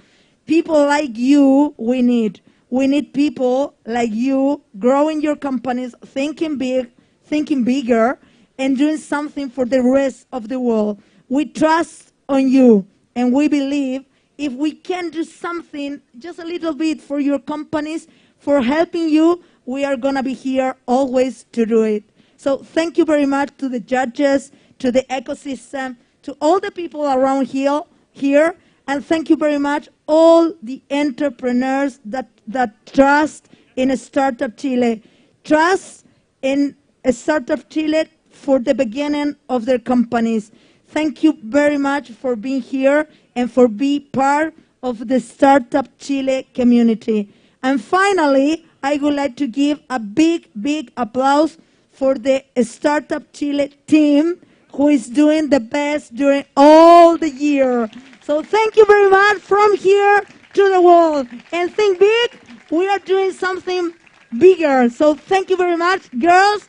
Thanks for being here as well. Wonderful humans doing this wonderful event. So thank you very much for this as well. Thank you, everyone. No se vayan porque vienen muchas más presentaciones y muchas más cosas interesantes en el escenario. Así que Algo importante que se me olvidó ya switch to Spanish. Bueno, podemos switchar a Spanish. Los quiero dejar muy invitados a este mismo escenario hoy a las 6 p.m. en este mismo lugar. Vamos a tener una importante conversación sobre ScaleX. ¿Qué es ScaleX? Santiago Venture Exchange, un mercado alternativo de financiamiento para startups, scale-ups de Chile y Latinoamérica. Si ustedes creen que son emprendedores que pueden acceder a financiamiento alternativo a través de una bolsa de mercado alternativo, una bolsa digital, los invito a quedarse durante la tarde o a volver a las 6 de la tarde en este mismo escenario. Estaremos discutiendo, conversando sobre ScaleX, Santiago Venture Exchange. Y con eso sí cerramos. Un gran aplauso para todos ustedes. Gracias a todos por acompañarnos hoy día. Disfruten lo que queda de la tarde y lo maravilloso que tenemos hoy en esta feria o encuentro de emprendimiento e innovación internacional. Un abrazo a cada uno y que disfruten la tarde. Muchas gracias, Ángeles Romo. Oye, el Ángel la conozco de chico, así que muchas gracias a todos por compartir acá. Oye, ya que está Aníbal Care acá, le vamos a dar un aplauso a él porque gracias a ¡eso! Es que estamos todos acá, espérate. Oye, muchas gracias por venir. Ya, muchas gracias, Ángeles, por compartir. La verdad le vamos a que... dar un regalito a Aníbal Care, lo teníamos preparado porque queremos que todos somos startup hoy día, así que sácalo. Grande Startup Chile. Un abrazo, gracias por la invitación. Gracias, un beso. Ángeles, gracias. Chiquillos, ahora vamos a invitar ya a Nico Morelli. ¿Dónde está Nico? Nico Morelli de Stark, que venga para acá. Les voy a contar un poco de qué se trata esto. El gran desafío de esto es conectar grandes empresas, grandes corporaciones con emprendedores, ¿ya? Y lo que estamos haciendo acá justamente, lo que nos va a contar Nico, es un poco su historia de emprendimiento, pero también cómo él desde Starken se está vinculando con el ecosistema emprendedor. Entonces, todo lo que es logística, todo lo que son sistemas, incluso recursos humanos, el área comercial, software, etcétera, por favor, atento en esta charla que nos va a contar Nico, ¿ya? Así que bienvenido, Nico. Todo tuyo el micrófono. Gracias, tengo acá el micrófono. Chica, estoy con el micrófono de señal. No digo Gracias nada. por la introducción. Chao, chao. Gracias por la introducción, Daniel. Hola a todos, ¿cómo están? Vamos, animémonos un poquito. Hace calor, pero vamos que se puede. Dar las gracias a la